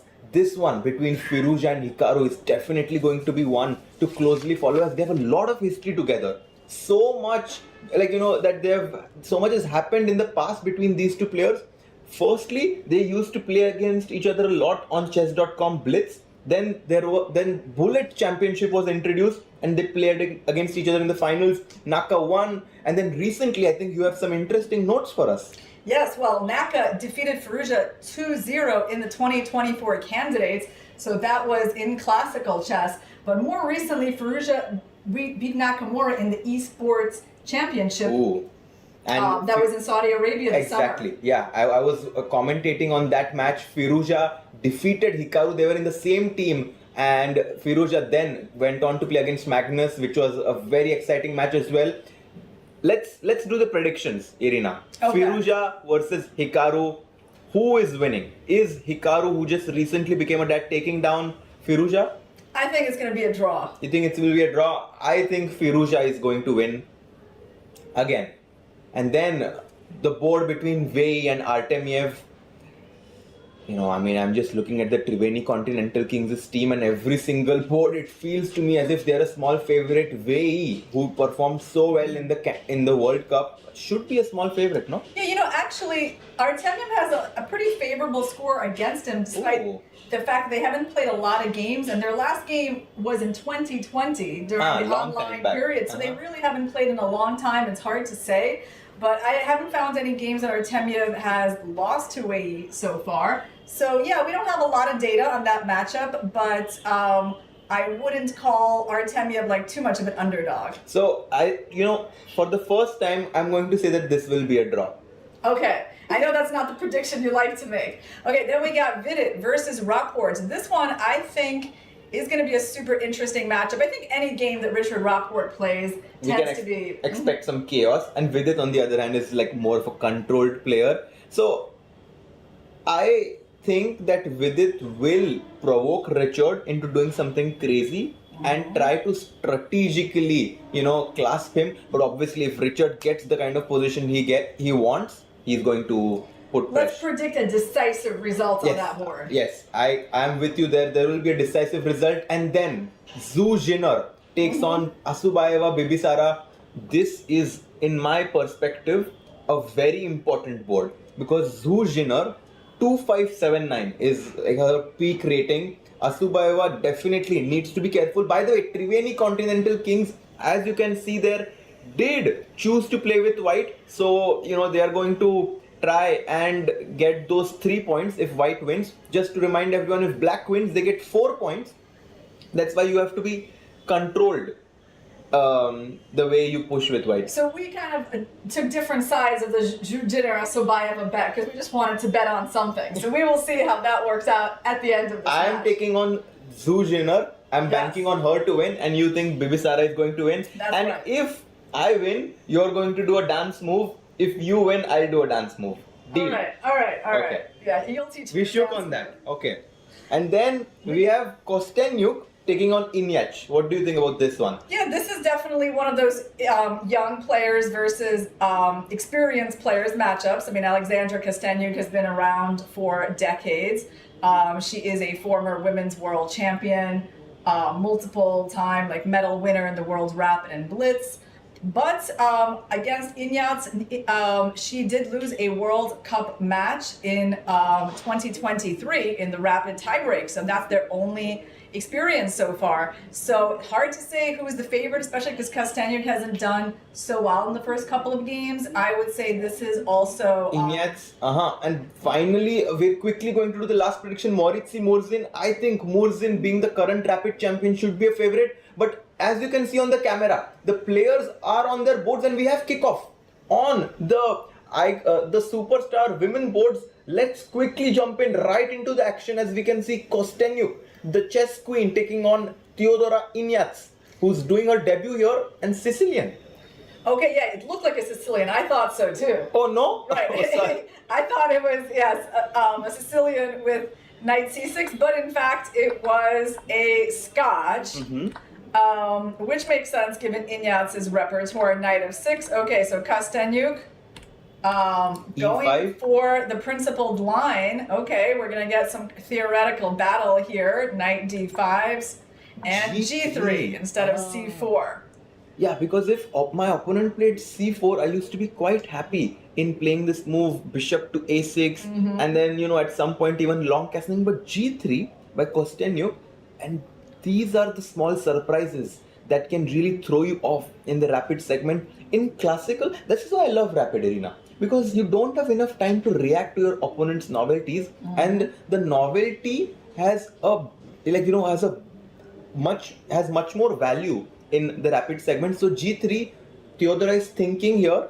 Yeah, that definitely surprised her. Well, we have a few other games going on. So there's Zhu Jinner versus Asubayeva. Zhu Jinner has stuck to that strategy that she showed against Ho Yifan. She's going for d4 and kind of quiet opening system rather than her usual e4. So it's a pretty big change for her in terms of the opening. But Bibisara sticking to her King's Indian. Yeah. d6, h3. By the way, they play h3 so that the bishop has a square on h2 to go back to when the knight attacks. Exactly. a4, gaining space, castles. It's not a bad strategy against Bibisara to try to make it a more quiet game because she's a very aggressive player. I believe when I was studying the games of, I think it was Humpy versus Bibisara, it's like Humpy kept beating her in endgames. Humpy kept beating Harika in endgames? No, Bibisara, yeah. And maybe that strategies what Zhu Jinner is going for here. But of course, this position is not an end game. Lots of pieces on the board. A lot of tension, yeah? Black will be playing like rook e8 or queen e8. Exactly. The queen e8 is a move that I've played myself personally to try and, get this pawn from e7 to e5 to get more space in the center. Okay, so this game is slowly but surely developing. Let's go to the icon board as they have some moves. The game has kickoff and very interesting opening. Queen's Gambit accepted, my childhood opening. Okay, so you definitely should tell us a bit more about this opening. Let me see what I can remember. Okay, so e4, knight f6. This is a move that I recently started trying, moving away from the classical e5. So knight f6 is a move that leads to this unbalance in the pawn structure as you get this outpost. And now I think the main move is it's probably is knight c6. But he played bishop f5. Bishop f5 is a move too, actually, and it has its points. The point is that later on when you attack this bishop, you're not letting it go to d3. That's the finer point of this move. And one of the critical moves here is this move queen b3. Hitting the b7 pawn and the knight on d5. Yeah, and there is some line where black is offering a pawn sack. So he's basically offering Alireza an endgame here. Maybe it's here. c6. c6, and now the idea is, okay, if queen here, there's knight b6. So I believe it's something like bishop here, and then you take... You have fantastic memory. Irina is queen to c8. And yes, we are indeed going into the endgame with white being up a pawn. But when the pawns are on e5 and d4, they do kind of weaken the light squares. And here the black bishop can come into a6 and control that diagonal with good compensation. And this is why Firouzja chose to go knight c3. Okay, yeah. So he's not going for the most direct attack on black's position. But this is an interesting move. Of course, if black captures the knight, white's pretty happy, capturing towards the center. And Nakamura goes knight b6, I think. Yes, he played that pretty quickly. Although... Knight b4 was critical. Yeah, knight b4... But, you have to make this decision because you're allowing bishop take. No, bishop f7 is a blunder, by the way. I thought it's possible because king f7, queen b3, e6, and the bishop supports king f7. Nice. Check, and e6. The bishop on f8 supports the knight on b4, but knight b6. Hikaru retreats. Yeah, and it's interesting. He didn't spend much time here, but actually there was a critical position immediately, right out of the opening, because now apparently knight b6 is, well, I guess it's not a terrible move. And guys in the chat, can you find the best move for white? It's a fantastic move. White to play. Yeah, let me see if really interesting. It's not an easy move to find, but it kind of makes sense because you have some lead in development with your pawns on e5 and d4, and you can kind of completely restrict black's position with this next move. And I'm very curious to see and he plays it. Wow, what a move! And look at Hikaru there, stunned. Can we? Hikaru doesn't look happy. It looks like he kind of missed this move. But thankfully for him, his position is not too bad. So he takes the bishop. Now there's going to be a check on a4. Yeah, I don't know if Hikaru knows this or he's trying to have a poker face. And it's me, XTR did find this move e6. Well done. Knight c6. And now white's going to capture on f7, recapture on c4. Black king is a bit open, but black has the bishop pair, and he's going to block that check with the e-pawn. So it's definitely not a disaster, but it does look like Hikaru maybe rushed a little bit in allowing this. Takes on f7, king takes, queen takes c4 check, e6. So after all of this complications, the black king on f7 slightly weak, but in compensation for that, he has a bishop pair and the pawn on d4 is currently attacked. So some short-term problems for white to solve. Okay, but Hikaru doesn't want to think too long. He just gets up from the chair. He feels confident in this position, Hikaru, and he's taking a look at all the other games. Do you want to just quickly check if there is anything exciting happening? Okay, let's go to Wei Yi versus Artemyev. Wei versus Artemiev. Okay, so Wei is white and he goes for the move knight c3 on move 2 that he used to beat Anish Giri, and Artemiev clearly saw that game. He decides not to go for knight f6 d4. He stops the move d4. And bishop c4, knight f6, d3, preparing the Vienna with the move pawn to f4. He chops the bishop, a takes d5. Well, Oh, it lot looks of very solid, and it's interesting that he doesn't even bother to capture back the pawn immediately, which apparently he could have done without too much of a problem. So he pins the knight, and that is the current position. And I feel good about our prediction here that Artemiev is going to be very solid with black, and that this game is going to end in a peaceful result, which maybe means that we should check out Vidit's game against Richard Rapport, as we knew that Richard is definitely going to try to complicate the game, and let's see how the game progress. Yeah, he just immediately goes for this craziness, giving white total control of the center. Yeah, it's like you can never really predict, like, is he gonna go for e5 here, lock things up? I mean, why not? It's probably like no worse than other moves that he could do, right? Like, it's not the best position, but for rapid chess, you It's can probably completely fine. Yeah, play and that. also Artemiev gets up from his chair, but can we have the camera of Vidit and Artemiev as e takes d5? Let's see what's happening. Check. Bishop back to e2.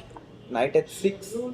Yeah, interesting that he went back to e2 with the bishop. That's a little, oh, because this pawn is hanging. Yeah. The knight is not yet on c3, because normally you would want to go bishop e3, but you cannot do that. And he doesn't want to trade the queen, so he retreats, which is not ideal. Knight h6, castles, bishop attacking. Okay. Knight f7. Kind of helping that knight go to f7. But d7, and now he puts his knight on e5. Bishop c3, a small inaccuracy by Vidit as bishop g4, pinning that knight on f3, knight d2, and knight g5.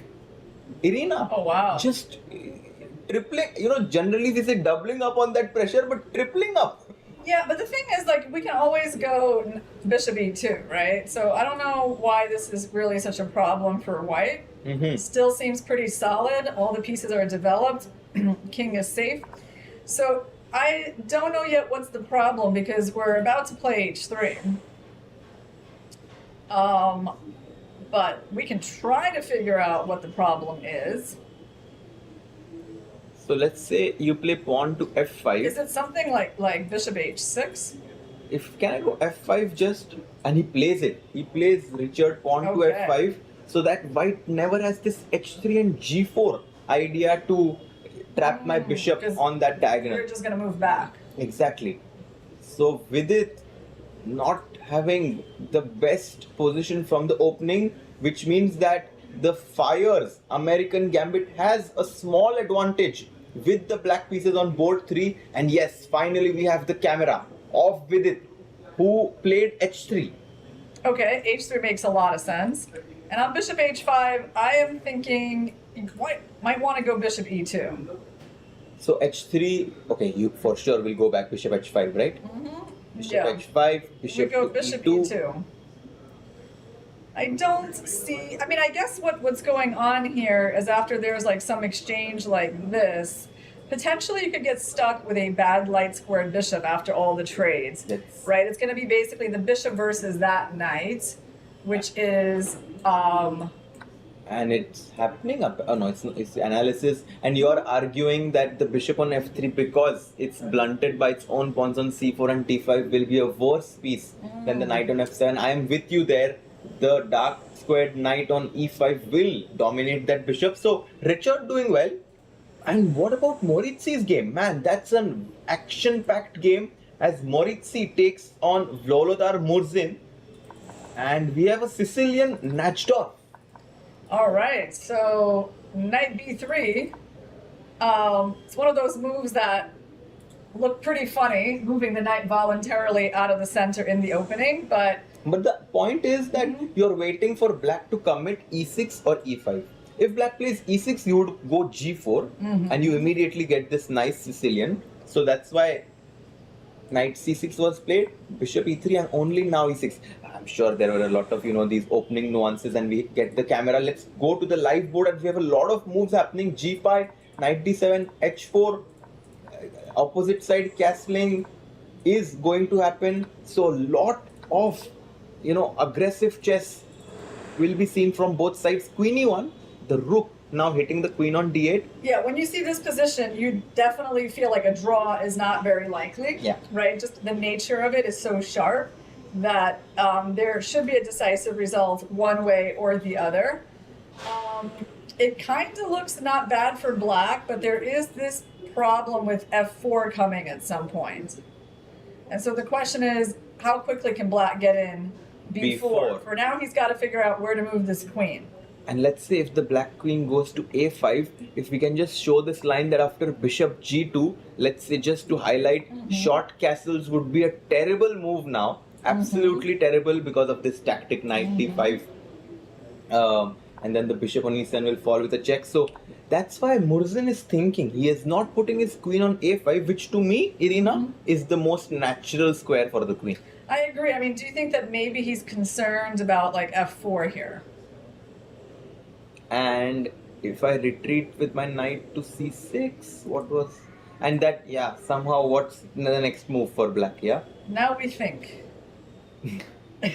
f5, for example. First we kick away your pieces, then we do some we start thinking. thinking. Yeah. And queen a5 played. Queen a5 played by Murzin, and I think we are going to see this line with pawn to f4. As he was hovering around the king side, I think pawn to f4 is what he is eyeing. So the question is, does he go f5 right away, or does he try to slow down and allow this move b4 to happen? Things after f5, there's still b4.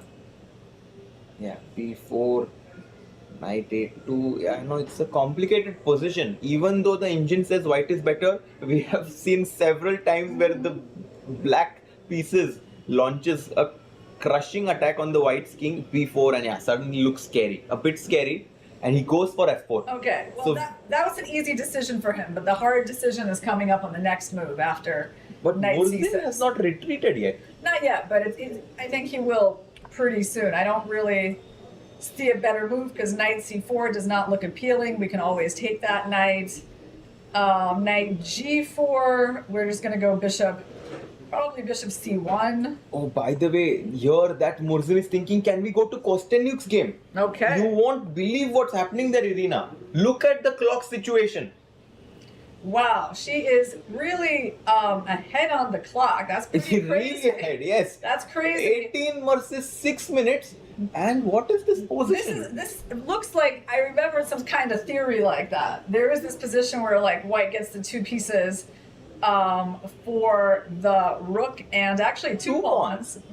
So white is arguing that yes, you have rook and 2 pawns, which is 7 points, 5 plus 2, but because they are doubled on d7 and d5, and my bishop on f3 eyes the pawn on d5, you can't really push that cluster of pawns there. Yeah, I mean, she has 6 minutes left to make 20 moves. With no increment. Yeah, she's definitely in time trouble. If I had to make him, well, first of all, I guess this is the point, right? You're trying to go rook a4 and at least tie down the rook, maybe a5. And also, Irina, b4, just getting dark square control, b4, b5 ideas at some point. She goes back rook e8, but I'm not very sure. She wants to go rook a4, a5 and make sure the rook is protected. Okay, now that move makes sense. Yeah, she wants the pawn here, which does make sense. Also, I think she really wants to kind of get her king somewhere here. That's such a good point. Yeah, the black king needs to come in the center of the board. The king is a piece in the endgame that you need to make sure to use. And do you want to go to the icon board? All right, let's see how Firouzja is playing against the weaknesses around black's position. So the natural moves were played: knight f3, h6, stopping knight g5, bishop f4, bishop g3, castles, and black is going to castle artificially with king g8. King goes to h8, but it feels as if black spent a lot of moves to get this maneuver of king s7, king g8. White, on the other hand, is bringing all his pieces towards that weak pawn on e6. But Firouzja has got to speed up because now they've got more than a 5-minute difference, and they're only on move 17 in the game, and he still has to get to move 40. Yeah, guys, do like the stream so we can enjoy this broadcast. Firouzja takes on Hikaru Nakamura, one of the best speed chess players in the world. And right now, I think we can say that Firouzja is slightly better because of that weak pawn on e6. I think it's pleasant to be Firouzja right now. There's like a really clear plan. He's got lots of squares to work with. I mean, obviously this rook wants to come in. If he goes knight c5 and makes a trade happen, he's just going to be better. So I don't see really much risk in Firouzja's position. I mean, and I think he can handle the time situation, but he does need to pay attention to it. And look at the boards. Look at the players from the Fires American Gambit. Can we go to Zhu Jinner versus Bibisara? I was of the opinion that Zhu Jinner will be a favorite. I made a bet with you for a dance move, and it seems like I'm losing. It's because you like to dance. Harshit, it's obvious. You're a very musical person, you know? No, but who would have predicted for Bibisara with the black pieces to get a great position right from the opening? Sure. Well, you know, Zhu Jinner has this strategy in the rapid chess, play these quiet d4 openings that are not really her main repertoire. Bibisara is playing things that, you know, she's faced a lot of times before. Very natural for King's Indian players to kind of get to a position like this. Yeah. And she traded the queens. She goes into the end game against Zhu Jinner, who's very dynamic. I think that was a good idea because you can see already Zhu Jinner not understanding the nuances of the position. Perhaps this move Rook d1 was too passive, as black got bishop to c6, and how do you defend the pawn? So a5, she goes a5, b5, and b4. Her position is getting more passive as we go along. Wow, so this knight And stuck. b4 should be played, right? By black. Well, almost should be, but yeah, this pawn is thankfully protected by the knight, so indeed, why not go b4 in that case? On the other hand, Because maybe it gives up the c4 square. Is that a downside enough or not? It was e4. Okay. Wow. Interesting. So she opens up the white bishop, and she also opens up her own bishop. And now b4 is even a stronger threat. Yeah, she's definitely got her eyes on this move. So Bibisara is better on board 4, Irina. Yeah. Richard Rapport, if we can go back to that game, board 3, he's actually putting tremendous pressure on Vidit. Yeah, and it actually went in this direction. Bishop e2, there was a trade, and here we have this position where, you know, Rapport has a pretty big choice of what to do, but the ultimate scenario for black is the knight versus the bishop with the other pieces getting traded, and that's a very annoying position for Vidit.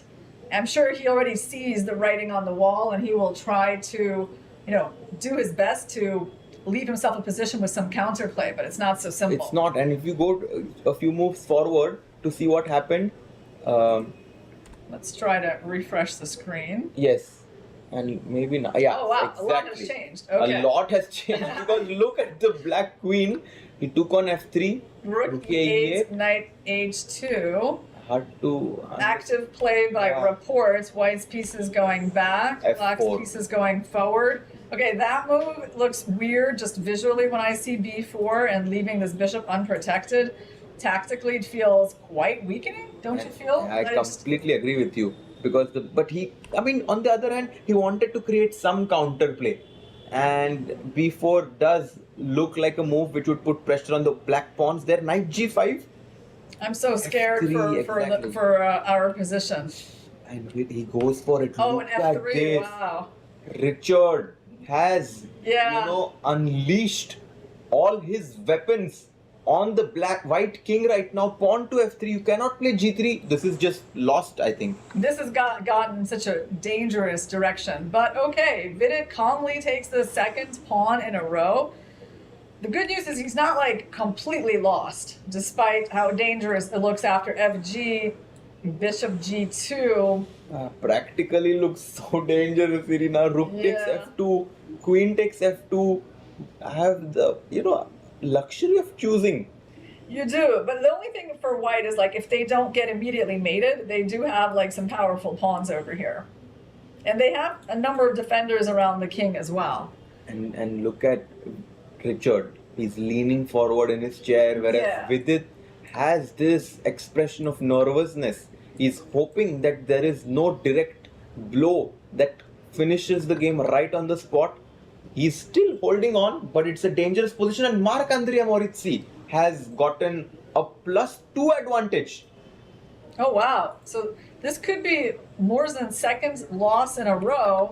What is happening in there is Sicilian. So, I thought F3? knight c6 was going to be played, but in fact, Morzen went here. I guess he's planning to extract that knight from d4, or he's going for this. He goes for b4. This was his idea, but cb and bishop b6, the queen is trapped. Is it really? Oh, wow, He okay. had to go bishop c5. So But this is the only move, and then he's going to lose the b4 pawn. he lost it. And that allowed the knight to just stay here. Wow. Yeah, this is looking He bad. miscalculated something there, Morzen. And now rook h3 might even win material. Yeah, rook h3. You have to give a check on d2. King a2. And basically, white is just up a clear pawn in this position. Somehow I have the feeling, Irina, that for the first time we will see both players having equal amount of wins.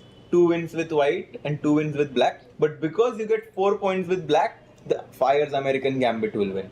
Okay, so you're feeling like American Gambits. Well, on which boards are they doing well? They are doing very well on Richard Rapport's board and also on the board of Asubayeva Bibisara, as you can see here. Yeah, still not so clear. Yeah, I mean, but she is a lot better in that endgame. So the boards 3 and 4 is where I think the Fire's American Gambit have the best chance.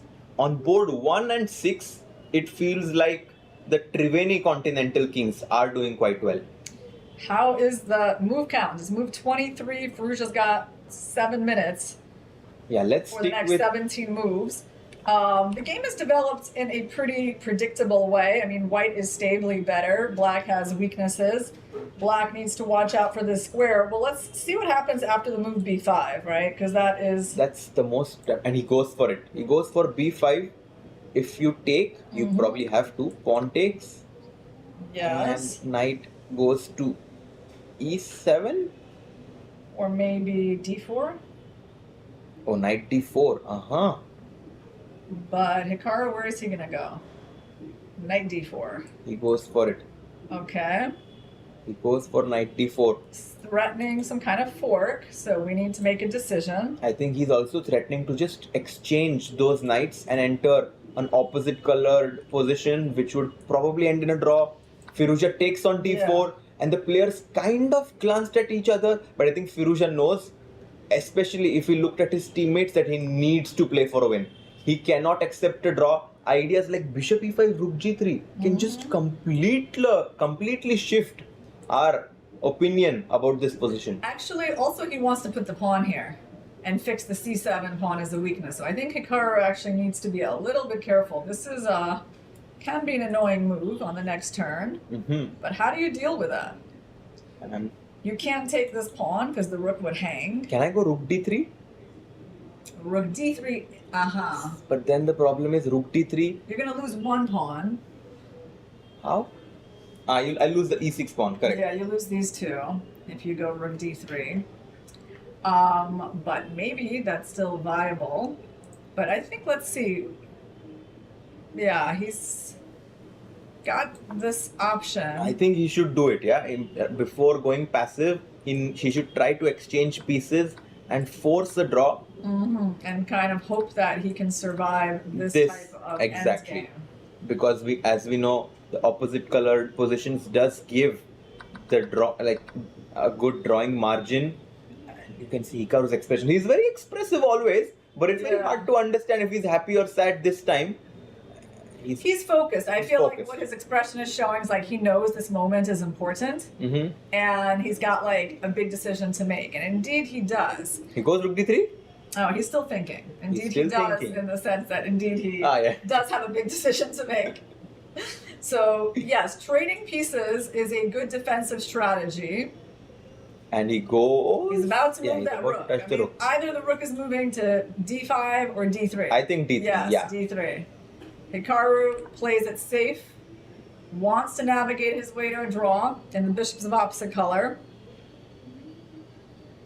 There is the move c6 here, by the way. Oh. This is an interesting option. But if I take the queen on c3. Yes, we take on d7. Oh, by the way, let's quickly go to Richard Rapport's game. Okay. We quickly have to go to Richard Rapport's game because a big mistake by Vidit and he's about to get mated. Wow. Can we look at this brilliant Oh. queen g3, Yes, allowing white to queen? Yeah, that's pretty crazy. Like, he's letting the rook get captured with Oh a check my and relying on God. bishop f8. Let's see if we can see the expressions of the players. I gotta say, this was spicy. yes, this is Richard's kind of game. He was able to get his play and really just yeah. Allowing to take the rook and to queen, but no way to defend the g2 bishop. That is so beautiful. That's so beautiful, like the way these black pieces have infiltrated to threaten the checkmate. How you don't even have queen g4 because the knight would take. Yeah, and the knight on g5 Wow. controls the e6 square. What a beautiful geometric construction that Richard Rapport had foreseen, and Vidit is going to be forced to resign. Actually, if we can keep having that camera angle, yes, here we do, because Vidit has no defenseless against the threat of queen takes g2 mate. Yeah, I mean, it's incredible. So this knight covers e6, no checks from that side. If you sacrifice your queen, the king takes and there's no new checks. So yeah, that is a brilliancy. Look at Richard. He is looking pleased. Yeah, I mean, if American Fires Gambit win this, it's clear who the man of the match prize is going to go to. But this is what it's going to take. These are the kind of games players have to play to beat the team Triveni Continental Kings. They are so strong on all the boards. But Richard Rapport, with his creative genius, has managed to break through the defense. Vidit, yeah, he knows it, yeah? I'm sure he has realized by now that it's over. Well, let's also take a look at how Marc-Andrea Morizzi is doing. He's got that extra pawn. Yeah, Marc-Andrea. So Vidit is completely losing, as you can see there. But things have improved. Things have improved on board 4 as well. Let's first see what's happening on this game. Marc-Andrea Morizzi. Yeah, he's got only 3.5 minutes to get to move 40. He's got 14 moves to make. It's not that simple. And in this position, I'm kind of curious, like if they take. I mean, I guess taking here is too dangerous to lose the g7 pawn, yeah, with a tempo. To be honest, I kind of feel like even if he has very less time on the board, on the clock, his position is just much superior. And he needs to win to win. the Triveni Continental Kings because they have just lost a game on Vidit's board. All right, let's take a look at Jude Jenner. And very nice by Vidit to not resign. I like this strategy because once you see the scorecard and see that you are trailing, it puts additional pressure on your teammates. And I like that he's kind of dragging the time a few more minutes. What happened on this game? As Jude Jenner, from a much worse position, is better. Well, somehow Black has the bishop pair. It does look visually good with his passed pawn, but the pawn cannot promote without some help because the king is too close. She goes b4. Must be bishop e5, no? And- Must be trading those dark squared bishops on e5 because Yeah, and suddenly this bishop on b1 is not looking very good. exactly why I was predicting Jude Jenner to do well. Okay. Exactly this position. All right, let's see what's going on. On the icon board. Firouzja versus Naka. So Firouzja is like, no, I don't want to trade the queens and give you an easy draw on bishops of opposite colors. He goes queen a5. Yeah, he's keeping the Nice tension. try, nice try. I like it. hoping maybe to capture, then get the bishop in, because this is where black is weak on the g7 pawn, because black's king is actually weaker than white's because of the position of the e pawn and a missing f pawn. And what a beautiful angle we have here. Such intense focus by both the players. You can also see some other boards happening in the peripheral view there, and the board. Queen to a5 played by Firouzja. How does black defend? Rook f7, Irina, looks like a very natural move to me. But that doesn't really defend the pawn, right? It doesn't defend the pawn. It does look like he's going to lose this pawn. The question is, he's not really getting it directly back. Yeah, no, this is, if this is the way black needs to play, I have a feeling that Firouzja has already found a way to put a lot of practical pressure. That's it, right? It does seem not so easy. Let's take a look at some boards we haven't seen much of. How is Kostenyuk doing against Inyats? Because Inyats is down. Okay, she's down to less than a minute, but she has made the time control, so she's getting those 2 seconds per move. What about the position? It's still okay for Inyats. And I have a feeling that this game is most likely going to end in a peaceful result, but with 40 seconds on the clock, it's quite human to make mistakes. Your king to b6. If white ever gets pawn to f4 and wins one of the pawns, white needs to somehow win one of the pawns, and then he will start getting real chances. Okay, so right now, anything can happen in this game with Inyats' time situation. Her position on the board is okay. Now let's take a look at Wei Yi versus Artemiev. This game is pretty tame. 5 pawns apiece, so still a draw is the most likely result. Yeah. Alireza is better, needs that win badly. Oh, by the way, Richard Rapport has won. So 4-0 in the favor of the American Fires Gambit right now. Bishop to e3, played by Wei Yi. If Artemiev wins on this board, the match is sealed, in my eye. If Artemiev wins, 8-0 lead, that's going to be too much. It's unsurmountable lead, basically. It's just a little bit better because his pawn majority is able to move already, right? Well, white's extra pawn is not so useful at the moment. So does look like more pleasant actually for Artemiev. And meanwhile, Marc-Andrea Morizzi, let's see how he's doing. Oh, he is doing it in style. He's doing it in style as he has pushed his pawn to f5. The king on e8 can never castle. And this means that the rook on h8 is passive. The clock advantage that Murzin has is diminishing. And Marc Morizzi, here you can see him just very anxious. He's shaking his leg there. I'm sure he's excited to get some points for the Triveni Continental Kings.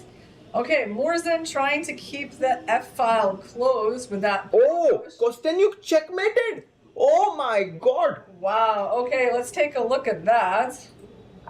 Kostenyuk got the win. Oh, that's a big win. That is checkmate with a pawn. Wow. Oh, that's so crazy. That's painful. Such a nasty trick. That's what happens when you get no time, right? She was just down to seconds, Inyats. So what's the score right now, Irina? Well, right now, that's 3 points for the Triveni Continental Kings and 4 points for the Fires American Gambit. This is close. So, yes, we don't actually know how this match is going to finish. This is a close one, guys. I would say, Triveni needs to win one more game. So either Alireza or Marc-Andrea. This is the important one. This is where they have a big edge. Yeah, Marc-Andrea Morizzi, if he manages to win this game, Triveni Continental Kings might win their 3rd game in a row.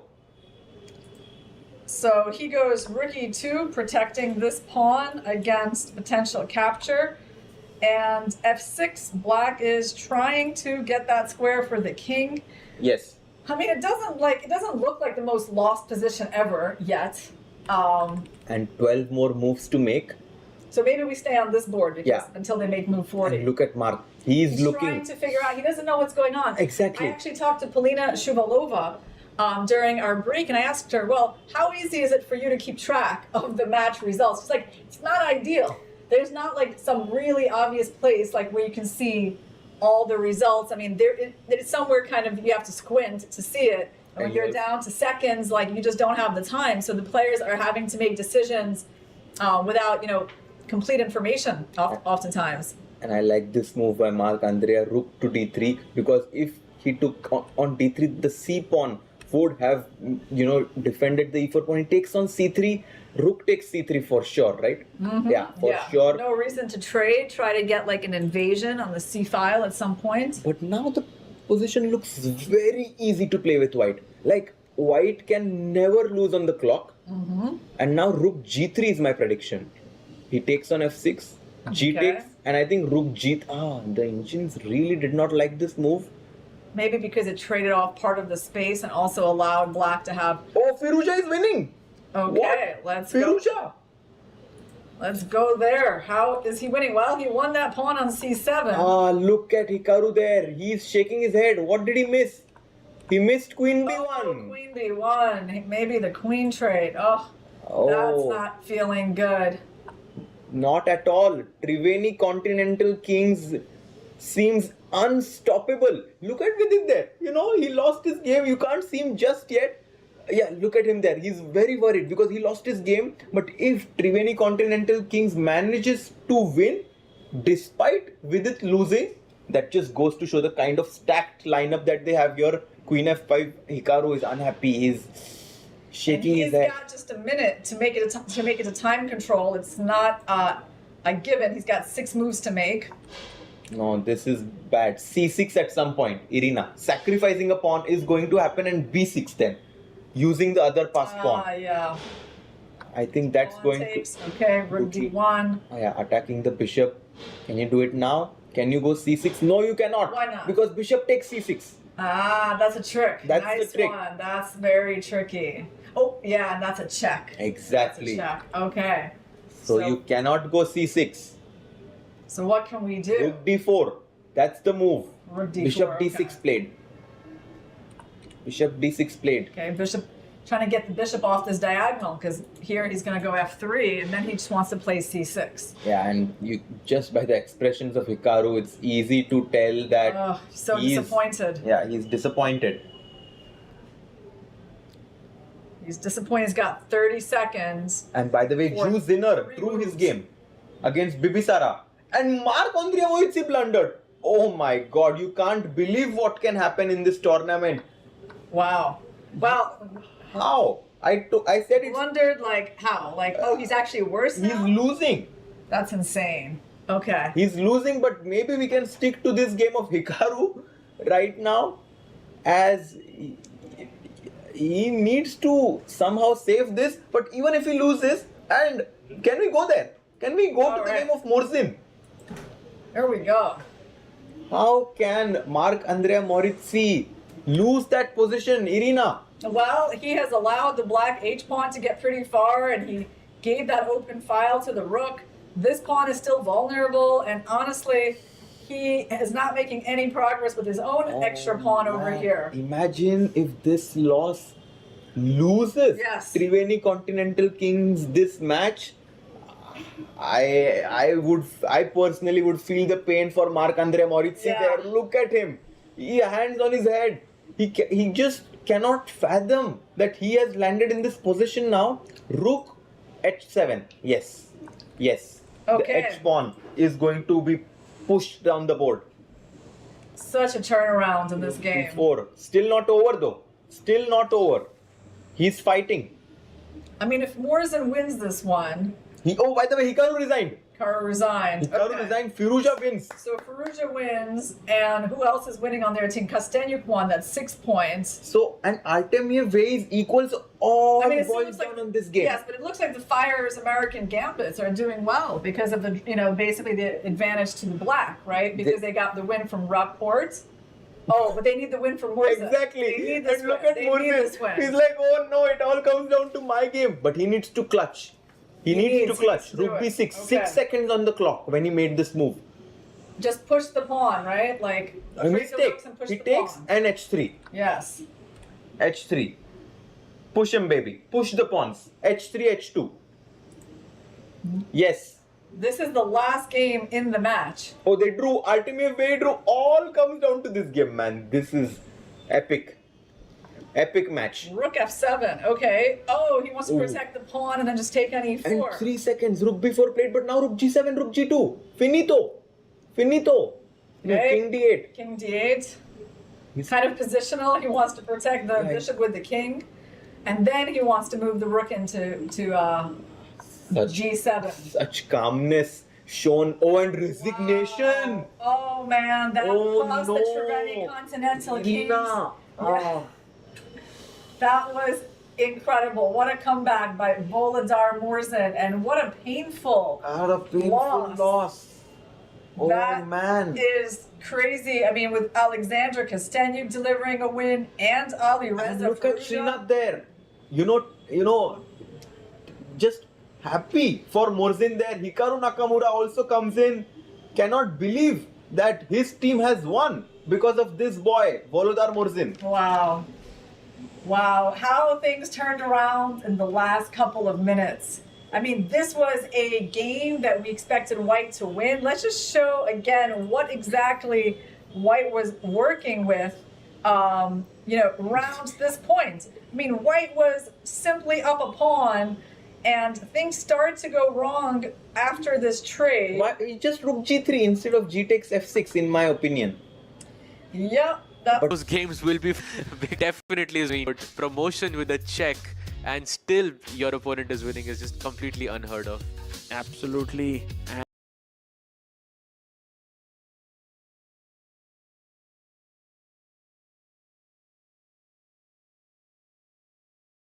Part of the winning team, Hikaru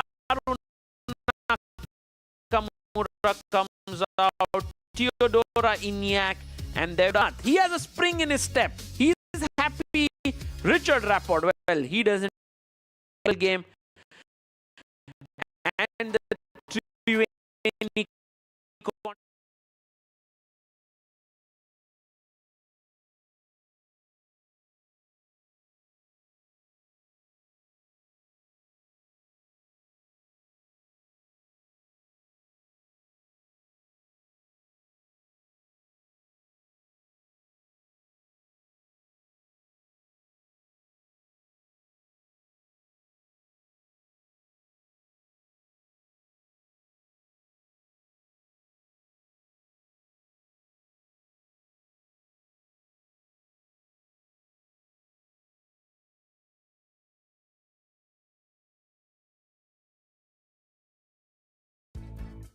Chess or markets, smart insights can change the game. जैसे FIA, FI's intelligent assistant. Get in-depth sector and stock analysis and deep portfolio insights. Fully AI powered. Fires, for those who are born to trade. Investment in securities market are subject to market risk. Read all the related documents carefully before investing.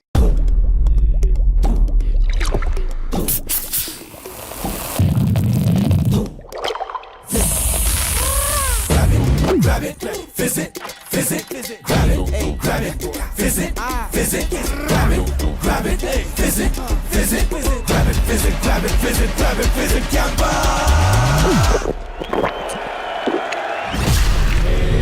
Grab the fizz. Campa wali fizz.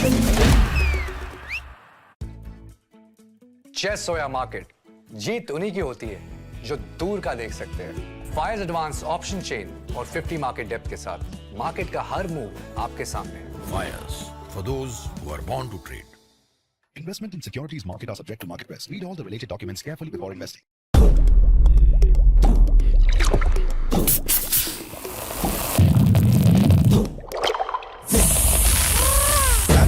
Grab it, visit, grab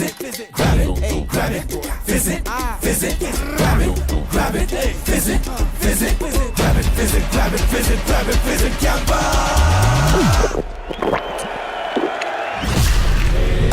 Grab the fizz. Campa wali fizz.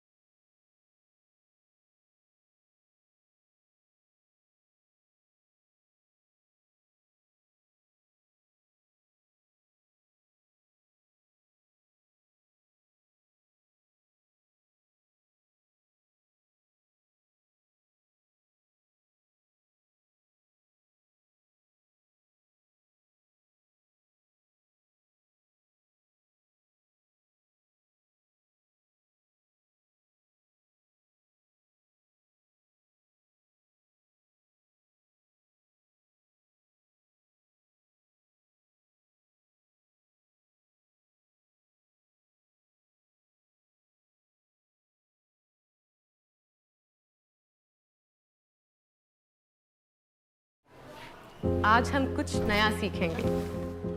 एक दिन school में football आया और football ने मुझे बताया, ये sir सिर्फ पानी का मटका उठाने के लिए नहीं बना। ये पैर डर के भागने के लिए नहीं बने। घुटने किसी के सामने झुकने के लिए नहीं बने।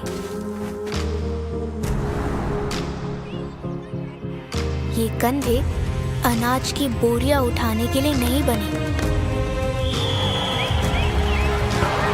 चीख सिर्फ डर से नहीं निकलती और गोल सिर्फ रोटियां नहीं होती।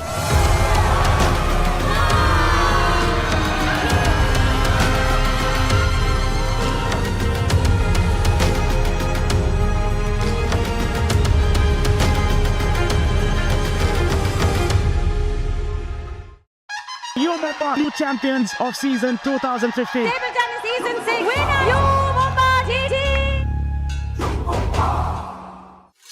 सर, आपका गोलकीपर से लेकर दी बॉल तक के पीछे का सीक्रेट क्या है? सीक्रेट नहीं, ताकत। मैं स्टेडियम को मजबूती से खड़ा करने वाली स्टील से इंस्पिरेशन लेता। APL अपोलो स्टील पाइप्स, देश की बढ़ती ताकत। Proud sponsors of alpine SG pipers. Some moments deserve something extraordinary. Melted Joy's limited edition assorted box. Crafted dark chocolate, naturally sweetened, made to share, made to savor. Celebrate the game. Celebrate yourself. New champions of season 2015. Table tennis season 6 winner, you Mumbai GT. Sir, आपका goalkeeper से लेकर the ball तक के पीछे का secret क्या है? Secret नहीं, ताकत। मैं स्टेडियम को मजबूती से खड़ा करने वाली स्टील से इंस्पिरेशन लेता। APL अपोलो स्टील पाइप्स, देश की बढ़ती ताकत। Proud sponsors of alpine SG pipers. And we are back as the stage is set for the final match between the team which has won both their games, upgrade Mumbai Masters, taking on the team which has lost both the games, Alpine SG Warriors. But before that, Irina, the crazy finish that we witnessed in the last round, that was epic. That was a big comeback for Hikaru Nakamura's team, the Fire's American Gambits. And they caught up to the Triveni Continental Kings after their direct encounter. So now we have a lot of teams that are on 6 points, which in normal chess terminology means 2 points out of 3. Nobody's on a perfect score except perhaps the upgrade Mumbai Masters. If they win their match right now, they'll take the sole lead. Take the lead. So the question is, will the Alpine SG Pipers follow in the footsteps of the PBG Alaskan Knights in losing 3 matches in a row, or will Fabiano Caruana's team land an upset against the very solid-looking upgrade Mumbai Masters? You know, upgrade has looked so good in this tournament so far, and these are the pairings that we have today. Fabiano Caruana is going to take on Maxime Vachier-Lagrave on the icon board. This is a big one. Yes. Well, these players have played a lot of games against each other. But it's pretty hard to make a prediction. Fabiano, he's going to be white, so you gotta give him a bit of an edge. Yeah, he's white with some edge, but Maxime, he defeated Vichy with the black pieces, and when it comes to shorter time formats, MVL is definitely a hero from France. I am actually going to side with Maxime in this matchup. Then we have Anish versus Wesley, so this is a battle between two of the best strategic players in the world. What's your take on this, Irina? Well, Wesley beat him in both the Rapid and the Blitz at the Super United in Croatia this year. So that is the momentum that he has coming into this match. As I recall, Wesley hasn't won a game yet in this event. 2 draws. 2 draws. And actually, Geary, I think, also he has a loss and a draw. I will say the safe result in this game is a draw. And I think Prag Shakriyar for sure is going to be a decisive result. But on the Superstar Icon Women's board, what a matchup we have.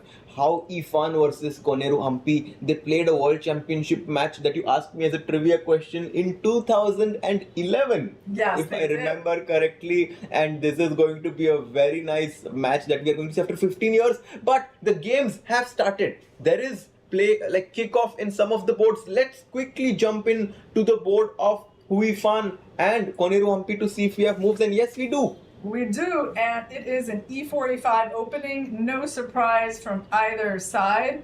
Humpy going for E5 and Hoifan going for the Italian. At 6, preventing bishop G5. The board is going to be updated just about any moment now. And this is the position currently the on position. the board, so nothing's really been defined yet.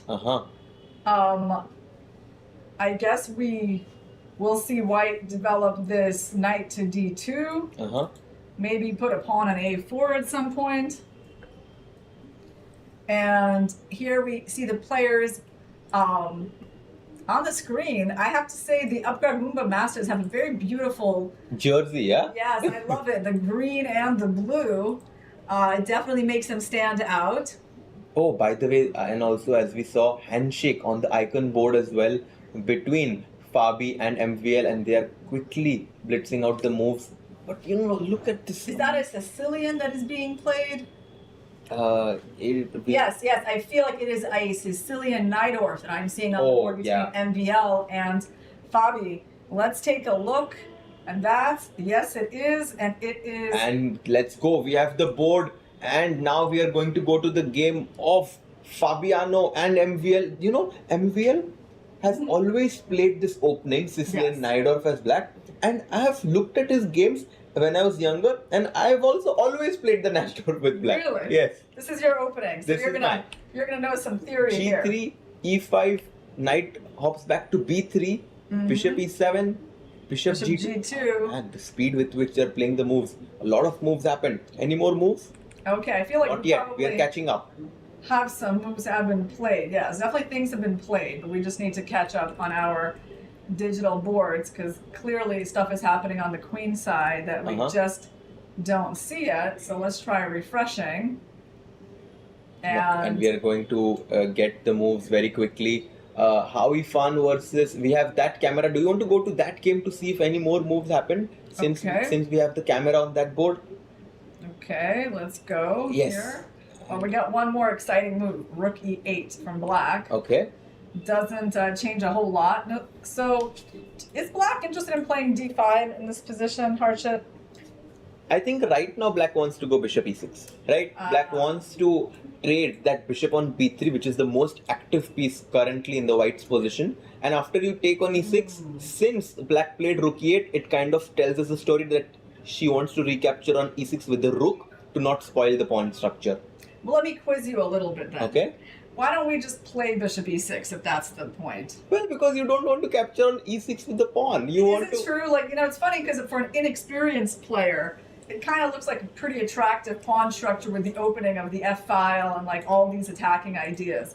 Is it true? Like, what's your experience? To be honest, yeah, I personally would like this with black, but I have seen some strong players who have kind of told me otherwise, that sometimes long term these pawns can become a weakness. And here, just so that everyone knows that queen b3, it feels as if you're attacking two pawns, but yes, exactly, queen d7 and the pawn on b7 is always poisoned, as Irina too good with the arrows. Rook b8 traps the queen there. That's why I was invited here, guys, because it's my arrow skills.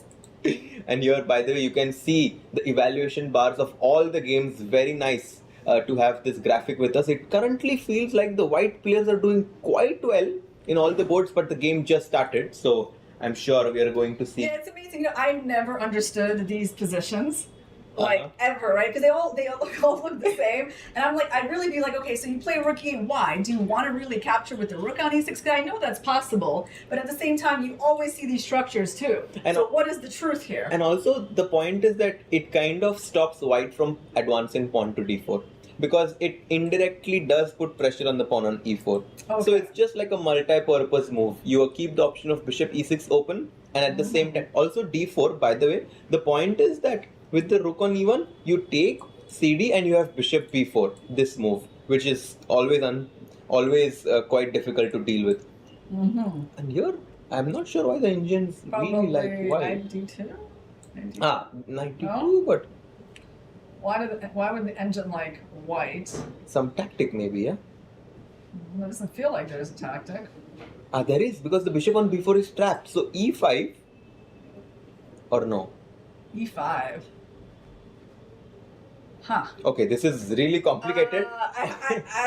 It's hard. Maybe to we should believe. cheat, yeah? Hard to believe Can we that cheat? one. Yeah, no, it's not working. All right, cheating is acceptable here, but yeah, there's nothing actually that terrible for nothing Okay. that amazing white can do. So this game, she has not yet played a move. She's deciding whether to go knight d2 or not. Do you want to quickly check the game between Prag and Shakhriyar? Okay, yes. So Shakhriyar is one of the best performing players on the Upgrad Mumba Masters team. He has 2 out of 2. Including a wonderful win against Richard that was Ward a great yesterday. win, yeah. So in this game, okay, he's obviously going for solidity here. And I love how Pragnananda just took the venom from Shakhriyar's position. He exchanged the queens. It was a London system. Knight, c4. Very interesting opening choice. Just trading the queens. You know, if I was Prag's coach here, I would have been super happy with his opening choice because Shakhriyar, very tricky. And that's why Prag goes into the endgame, and here you can see Shakhriyar is already down. Okay, the clock is level, so he's actually not low on the clock. Both players thinking for 3 minutes. Yeah, it's not for the fans of Shakhriyar. This is not like the funnest position to see out of the opening because you know that his creativity is going to be limited with the queens off the board like this. And, well, what's the best he can hope for here? Actually, he's probably considering, why can't I just go b5 and bishop b7? That's generally the way that black untangles his pieces, but you have to be careful about bishop takes b5 as well in certain positions. Even now, was bishop b5 possible? Or it's too much? Is it too much to just give away my bishop here? A takes b5, knight db5. These tactical ideas are surely in the position as the black king is still underdeveloped. Wow. It's admittedly not that easy to stop that fork, is it? Yeah, it looks a bit unpleasant, and these ideas for sure need to be calculated. I would say Prag is playing for 2 results in this game. So how do we get that bishop developed? Oh, we're about to see. Did he just play bishop b4? He does go for bishop to b4. Yes. Okay, bishop b4. I mean, not a move that solves all the problems, and it kind of invites rook ac1. I'm looking at rook ac1 as white here for sure, so that I can capture back on c3 with the rook. I quickly want to take a look at Leon Mendonca's game on the Prodigy board, because Daneshwar Bardi career. But yeah, this is kind of like a perfect opening for Prague, like simple position where Mahindra doesn't have a lot of room to build an attack. Is it too early to say that white is significantly better, Irina? Or we can already make that call? Yeah, you can make that call. I mean, I suppose bishop f3 is going to get played. Yeah. And then the question is like, whoa, those bishops have a lot of power. The only thing that I need to be worried about is knight to c4. I need to make sure that knight c4 and knight d2 and knight takes b2 ideas have a tactical refutation, and I guess that refutation is this calm move pawn to a3. Probably it is this move pawn to a3 asking the bishop on b4 a difficult question. Knight e4 also seems possible.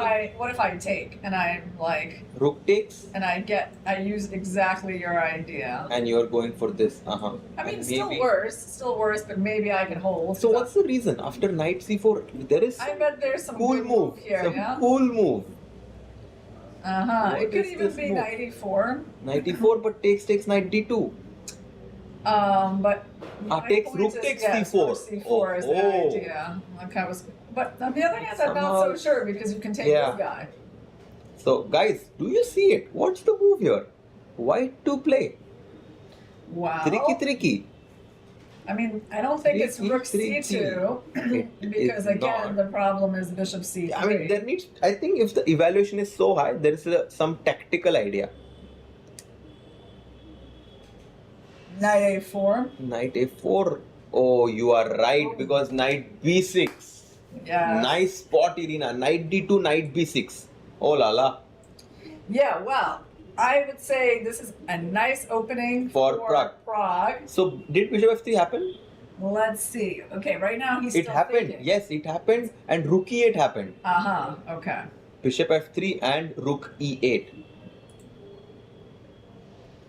So why does he go rook e8? He wants to go e5, e4 and shut down the bishop. Okay. Correct. He wants to somehow just, activate that bishop on c8. So, okay, Prague doing quite well. Let me quickly check if there is another interesting position. And we can maybe quickly take a look at Howie Fan's game. I think this is definitely a very exciting clash between two of the best players in the chess history of women players. Mm-hmm. Okay, so d5 was played by Humpy, a move that the engine doesn't immediately love. Knight e4, sacrificing a pawn. Howie Fan does not. It's probably not really a takeable pawn because black pieces are going to come out. Too much development. Mm-hmm. So knight c3, bishop to f5, and just a calm Maybe move. now I wonder if you can take. Okay, she goes bishop e3. Yeah, and Howie Fan is thinking about her next move, and definitely at some point this idea of going queen to b1 is going to be in the air. Oh, that's a cool idea. Quite unusual. It's unusual. Just, asking the knight on e4, just forcing the knight on e4 to make a decision. Because if you take on c3, the white just has such a good structure. Especially because the bishop is not on e7 but on a7. Exactly. This is a game changer. Because it sort of looks okay for black, except that bishop. Exactly. Yeah, quite out of the game, yeah? And rook b1 next, the pawn on b7. You can never play p6 because that's going to shut down your bishop on a7. You don't have pawn on c5. Actually, you can't even go knight a5. Yeah. That's actually important too, because if the knight could go to a5, maybe things wouldn't be so bad. So Howie Fan doing well. Some Prague strategic doing well. problems for Humpy here. All right, let's take a look at Anish Giri. Anish, yes. Well, did we say this game was going to be a draw? I think we did. Yes, we said this game. I wonder how that's going to play out, our prediction. It looks as if we are on the money here, as it's a completely symmetrical endgame with two rooks and a bishop, pawns on both sides. I think this game is going to end in a peaceful result. Okay, but let's see how is Fabi doing against MVL. Fabi. There's been a queen trade. It happened very early in the game in a kind of unusual square. Queen a5. On a5. I've never seen that idea. Yes, so let's see. Bishop c4 takes on f1 and king e7, king e6. Very typical idea. Yeah, so here's the thing. This square is weak, but the knight is far away from it. And it cannot really move because of that pawn. Such a nice point that you made, Irina. If the white knight reaches d5 on that outpost, white would be significantly better. And that's why rook d5, but the position doesn't seem dangerous for black when there is a rook on d5. Still, okay, he Knight uses the d2? rook to guard and he wants So to... rook b5 now looks very logical to me. Rook b5, right? Yeah. No moves yet. He's thinking, what move are they on? Move 21. The accuracy, by the way, 98.3 by Fabi, 98.6 by MVL. He plays king to e6 and stares at Fabi in the eye, asks him, what do you want, Fabi? Where is the knight going? If you go knight c4, I might even play pawn to f5. Yeah, I mean, white sort of has a nice looking position, but he's tied down to this pawn with both of his rooks. And do you think black wants to go f5? I think for sure. Yeah, f5 isn't too scary because we With could go f3, f3. yeah. And I think we need to start putting this knight on c4. Yeah, knight c4, I guess rook b5 is what MVL is banking on. And probably something But now rook like, ad1. This. And this is the problem. Or is there a better move in this position for us? Man, bishop to b6 is a fantastic idea. Wow. Oh, that's... Wow. What a move. Okay. I kind of see what you're doing, so... This is such a nice idea. So that rook takes d5, e takes d5 is a check. And then you win the bishop. Bishop on c7. But what if I... And if you take bishop takes b6, rook takes b5. That's the idea. And our knight finally reaches that square on d5, but the engines are laughing at me. It's laughing because of this little tactic. Ay. So there's... Just knight b6 immediately. Knight b6 immediately, yes. Wait, no? Or is it... Rook d6, check. You got it. Yes. And this is some ways that And then like this. Yeah, and now extra pawn. Yeah, this is very good. So let's come back to the live position, and I think this is a trick actually. You press here, bam, and we are there. Oh. Thank you for teaching me that trick. So now knight d2 and no moves yet. No, there are moves. King e6. Okay. King e6, Yeah. and I feel like something else Oh, play because Pragg. Bobby is thinking. Can we go to Prague's game, Irina? Okay. There is a big moment on Prague's game, and I think we were completely right that Pragnananda might just defeat Shakhriyar in a very smooth fashion in this endgame. E5, knight drops back to b3, bishop f3, e4, mistake. Bishop comes back to e2, bishop e6, knight d4. It's a painful position for Black because he's committed himself with these pawns. Now he can't even move this bishop away. And you never want to take that pawn on a2, guys, because whenever you take that corner pawn on a2 or h2, b3 is going to trap your bishop. Kind of reminds me of that Fischer sacrifice, bishop takes h2. It would be just too bad. And if you don't do it, what do you do? Because rook c7 is also coming in. Yeah, that's the problem. Also, you have a very poorly placed knight. This bishop is sort of randomly standing around on b4. g6 played by Shakhriyar. Yeah, this is like really such a good illustration of like how to play against attacking players, right? Where I mean, this is when we were talking about like how when I said that Humpy is beating Asobayev in end games, right? And here we go. You know you got to play positions that your opponent doesn't like as much. Exactly. You don't play the position, you play the player, and this is exactly what Pragg did when he chose to go into the endgame, and it's giving him the fruits as the rook on c1 is going to jump into c7 next. So we are calling Pragg to win this, giving the team of Alpine SG Pipers the early lead in the match. Okay, well, let's also take a look at Nino Vachier-Lagrave versus Harika Dronavali. Nino is a little bit better. I mean, her king is more centralized. It's a pretty simple looking position, but I think this is fine. On this board, she has a big edge on the clock. And what move are they on? So they're move 20.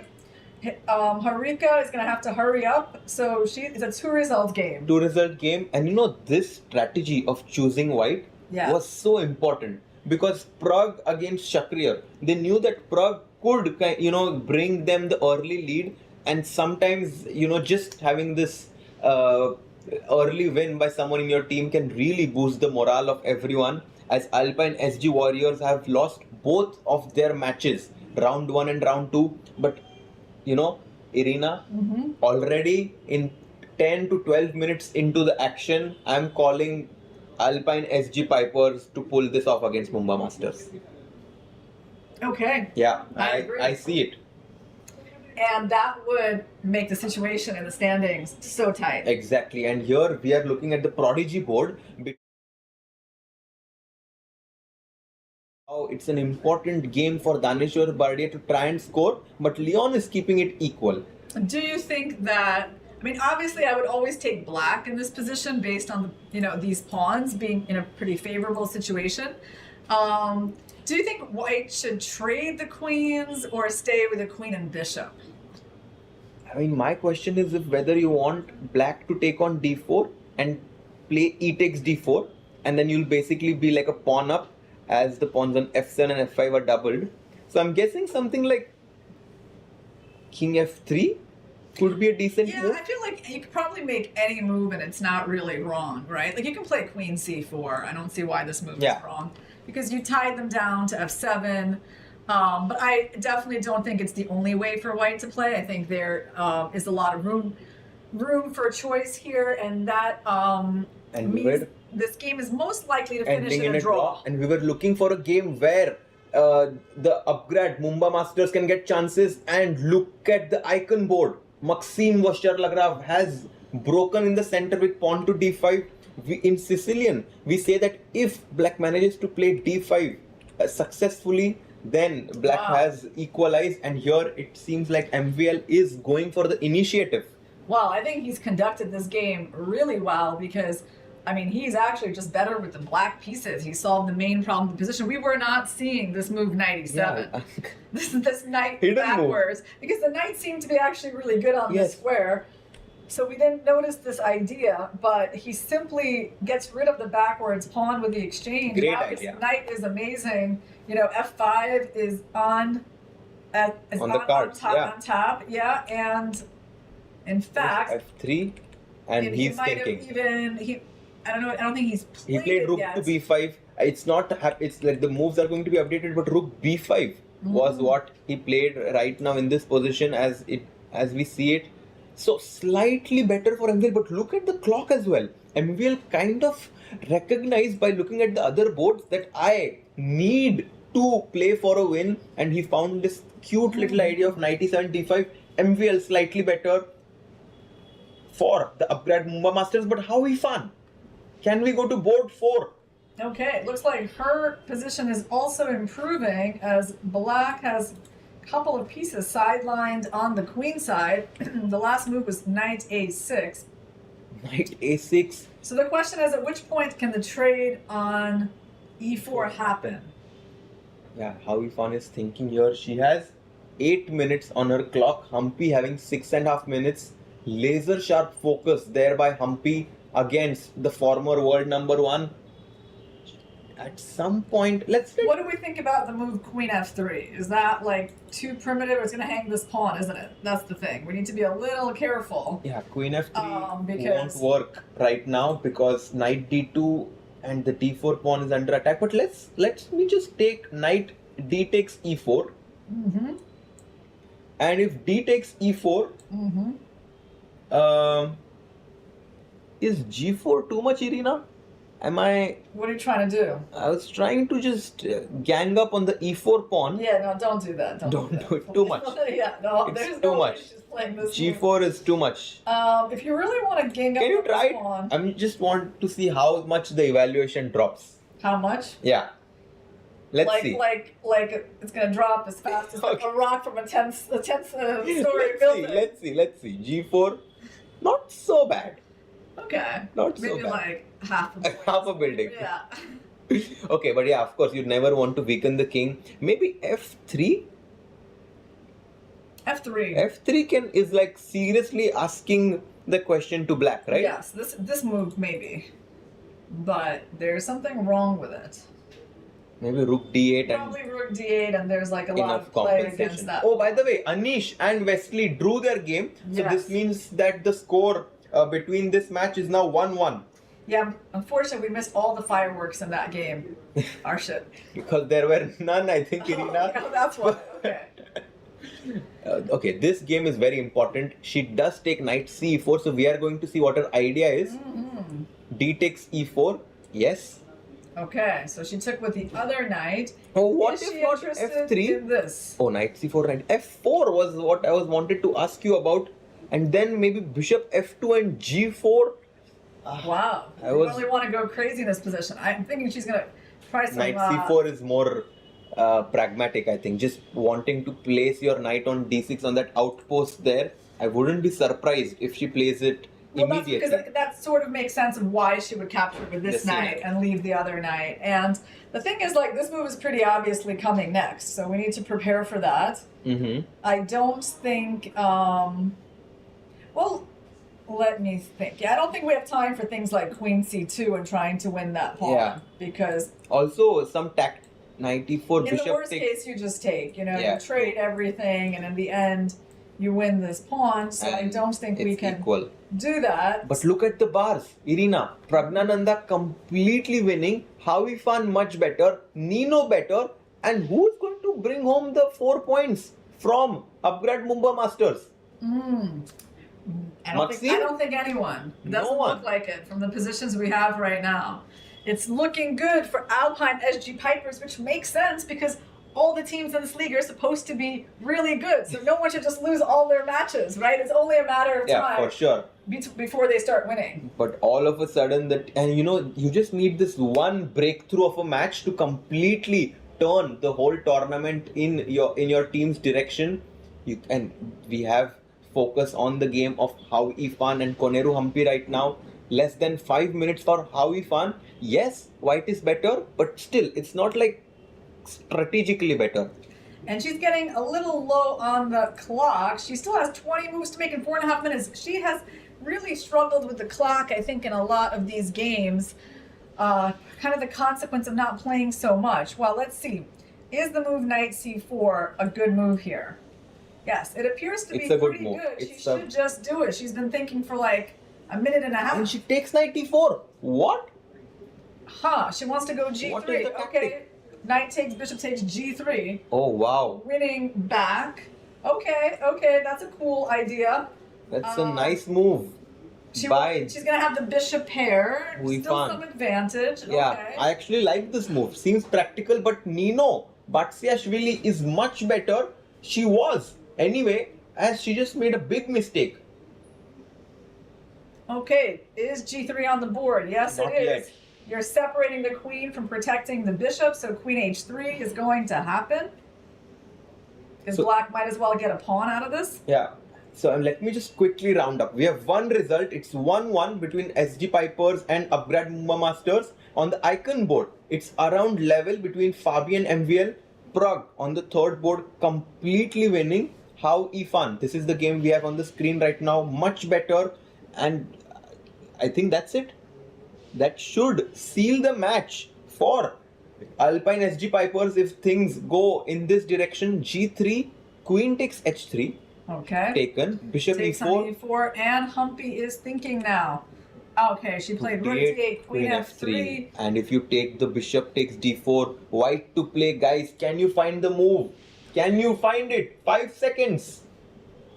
That's what you should give yourself to find such a nice tactic. Bishop to f5. And your queen on h3 is completely trapped. Very alert. How we found there. And practically this looks like just... Yes, because of this knight. You see, guys, if this knight could get to d5 at least, that would be much better, but it's a few moves away from that. And meanwhile, you got to save your queen. Well, okay, she's going to save her queen, right? The queen is going to... G6 is back too to much. Queen e6, maybe. Queen e6, maybe? How about that? Queen Just e6. retreat. Oof, but d5. d5, c5, bishop to f5. Bishop f5 and winning this guy. Ah la la. Nice Tactics. tactic. Yeah, so you cannot step into the discovery. You have to go to like d7. No, but this is rough because bishop f5, queen g4 at some point. Hey, can I ask you, Harshit, what do you think about d5 here? What's wrong with it? d5? Then you But have I have the bishop same f5. idea. And if d5, bishop e3? Yeah, I was hoping for this stuff, but there's no reason Maybe to. bishop f2 yeah, and it's bishop complicated. f2, right. But let's come to the live position as rook d8, queen d7 back. It has been played. It happened. Your move. Okay, maybe just rook d1. How about that? Simple chess. Oh, by the way, can we quickly go to the game of Fabi and Maxim, as Maxim has taken over the initiative because of the last mistake by Fabi, pawn to g4. And he takes the pawn on a5. Best move by him. 6 moves that Fabi's got to make it to move 40. This is the game we needed to make the match more exciting, you know, to spice up the whole situation. And MVL has taken a pawn on a5. If you take fe5, what's happening? F takes e5. I guess. Takes on c4. Takes on c4. B takes. But no, then it attacks the rook. Cannot take the knight on c4. Rook h2 check, maybe I can throw in between. King back to c1. Why is... But he did not do it. He comes back knight e3. 1 second, he goes knight e3 here. Yeah. He goes knight to e3 and knight c6 back by MVL. 1.5 minutes for Fabiano. Fabi needs to play fast. Plays knight f5. Knight f5.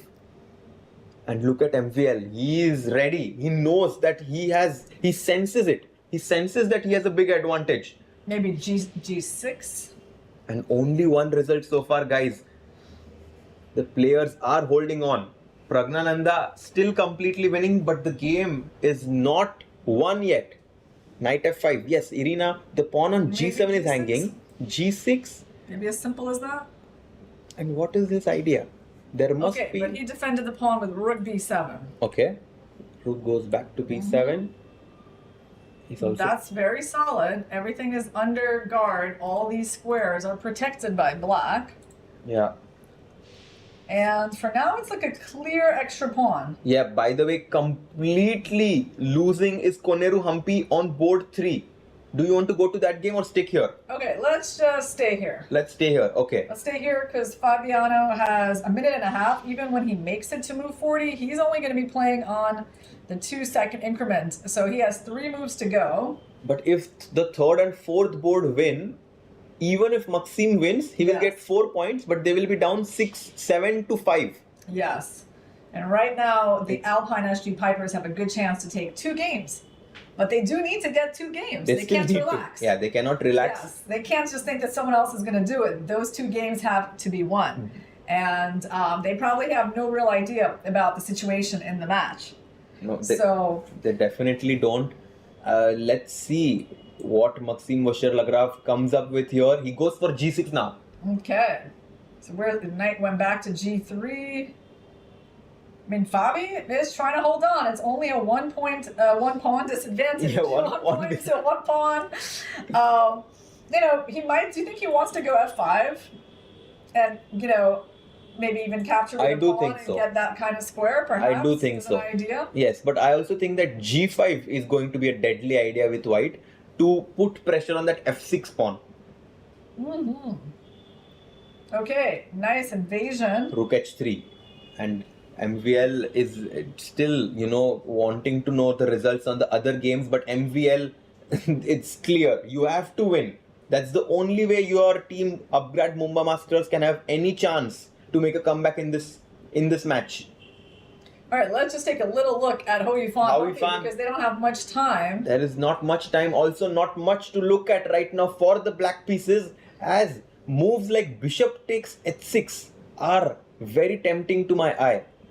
Well, it's probably going to happen. Bishop Don't you h6? think, like bishop h6 is going to happen right now? I think so. I think bishop also sometimes moves like e6 should be quite promising, but bishop h6 is simple. How many moves? She's still going to make 12 moves in a minute and a half. Okay, she's got to just go for it. And she does. She does take bishop h6. And okay, so we had some more moves. Brilliancy there. Boom.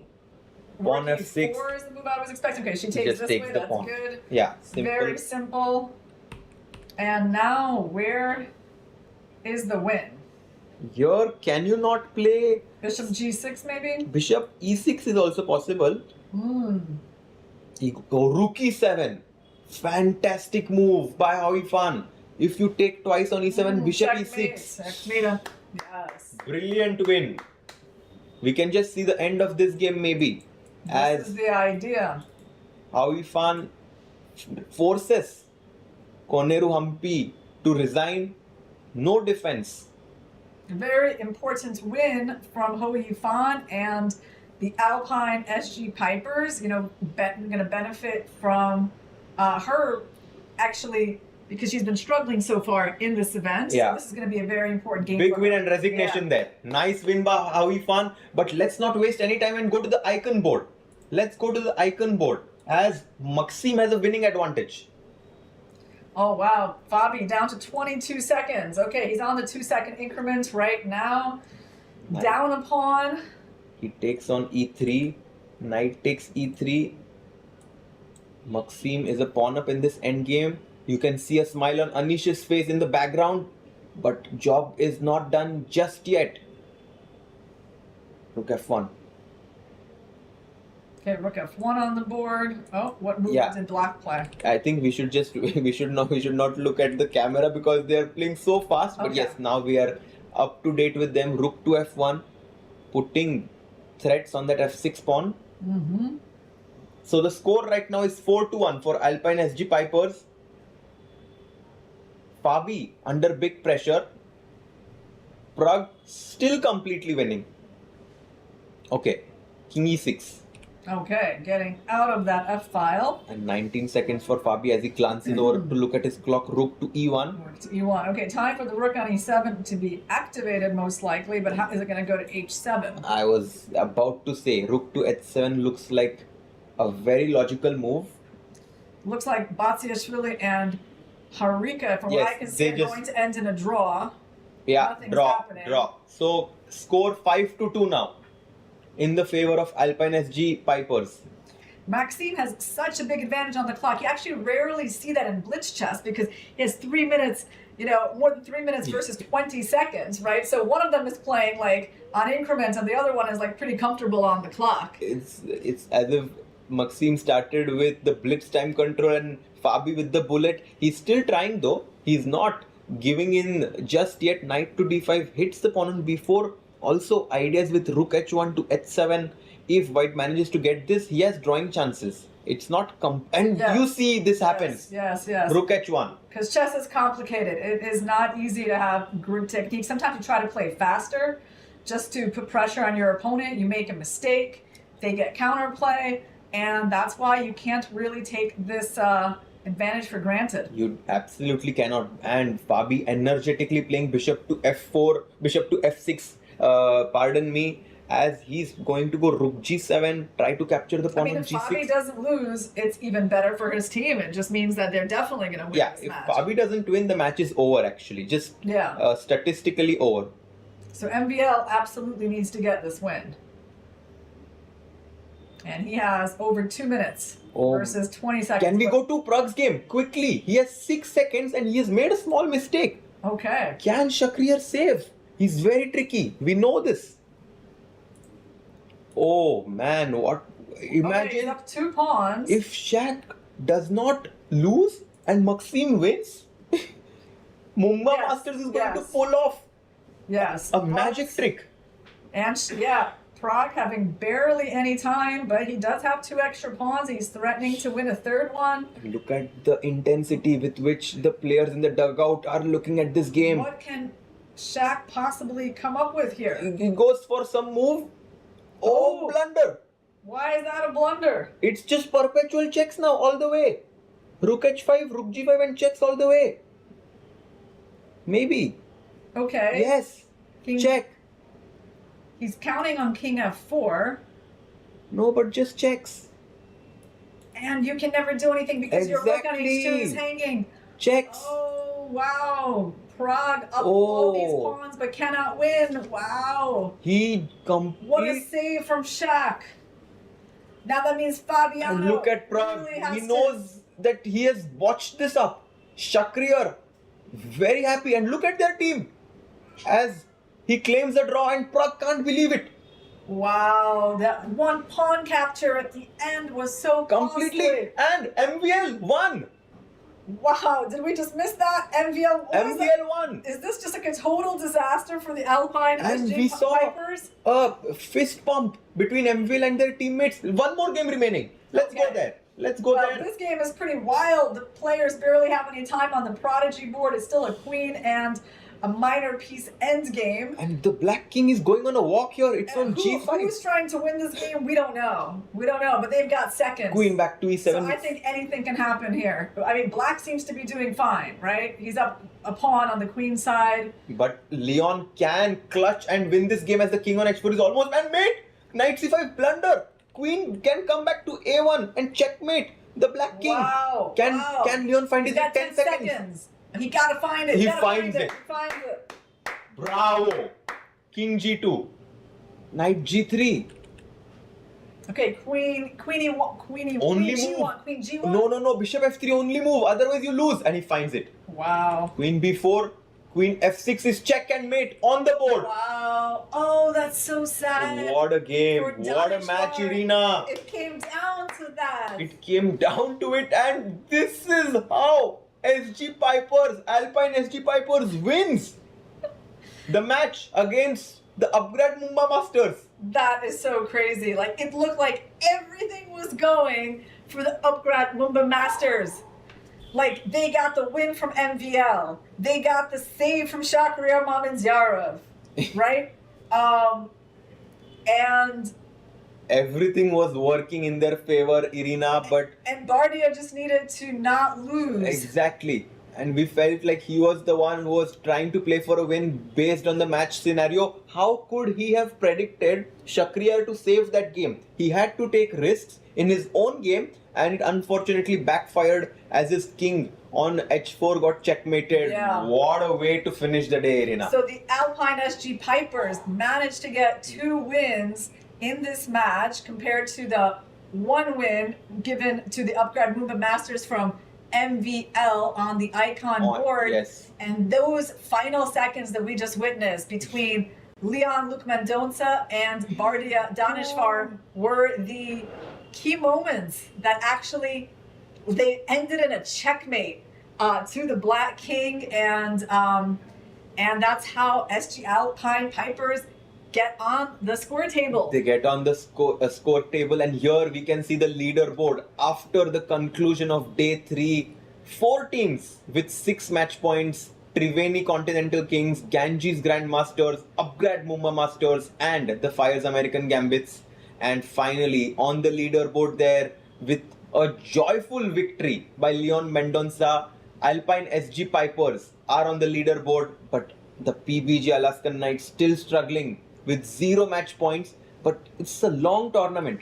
They just need 1 match win, Irina, to get back in momentum and potentially try for the top 4 spots. Yeah, well, the big story of the day is that the leading teams, they both lost. They were not able to continue their momentum. This league is very competitive. It's featuring such legendary players that it's not that surprising that this was a day of upsets. Yeah, I mean, after upsets, we need to finish this day off with a dance move, Irina. What is it going to be?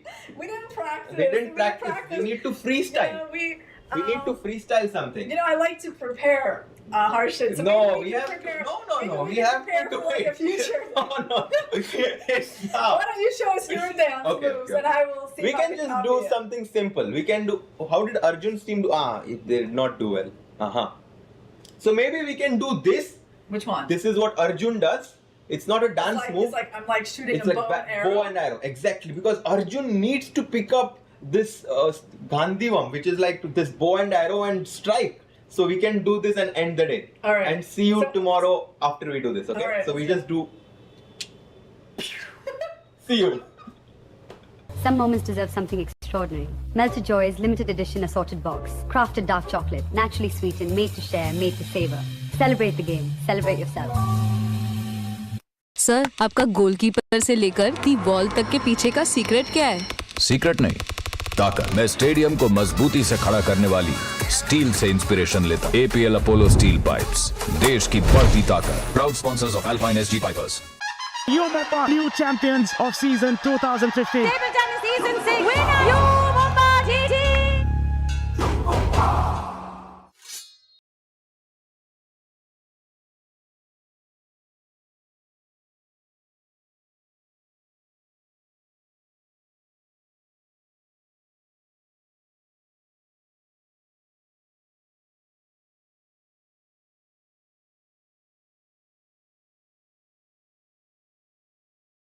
Some moments deserve something extraordinary. Melted Joy's limited edition assorted box. Crafted dark chocolate, naturally sweetened, made to share, made to savor.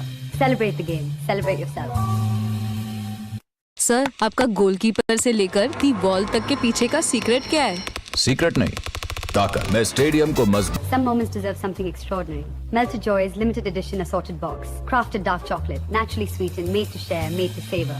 Celebrate the game. Celebrate yourself. Sir, आपका goalkeeper से लेकर the ball तक के पीछे का secret क्या है? Secret नहीं, ताकत। मैं स्टेडियम को मजबूती से खड़ा करने वाली स्टील से इंस्पिरेशन लेता। APL अपोलो स्टील पाइप्स, देश की बढ़ती ताकत। Proud sponsors of alpine SG pipers. Yumapa, new champions of season 2015. Table tennis season 6 winner, Yumapa GG.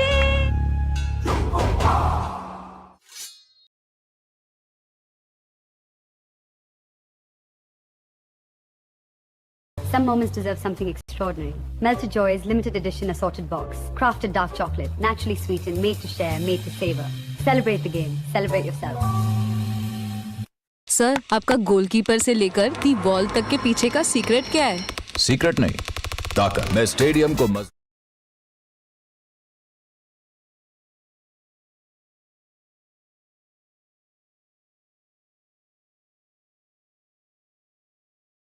Some moments deserve something extraordinary. Melted Joy's limited edition assorted box. Crafted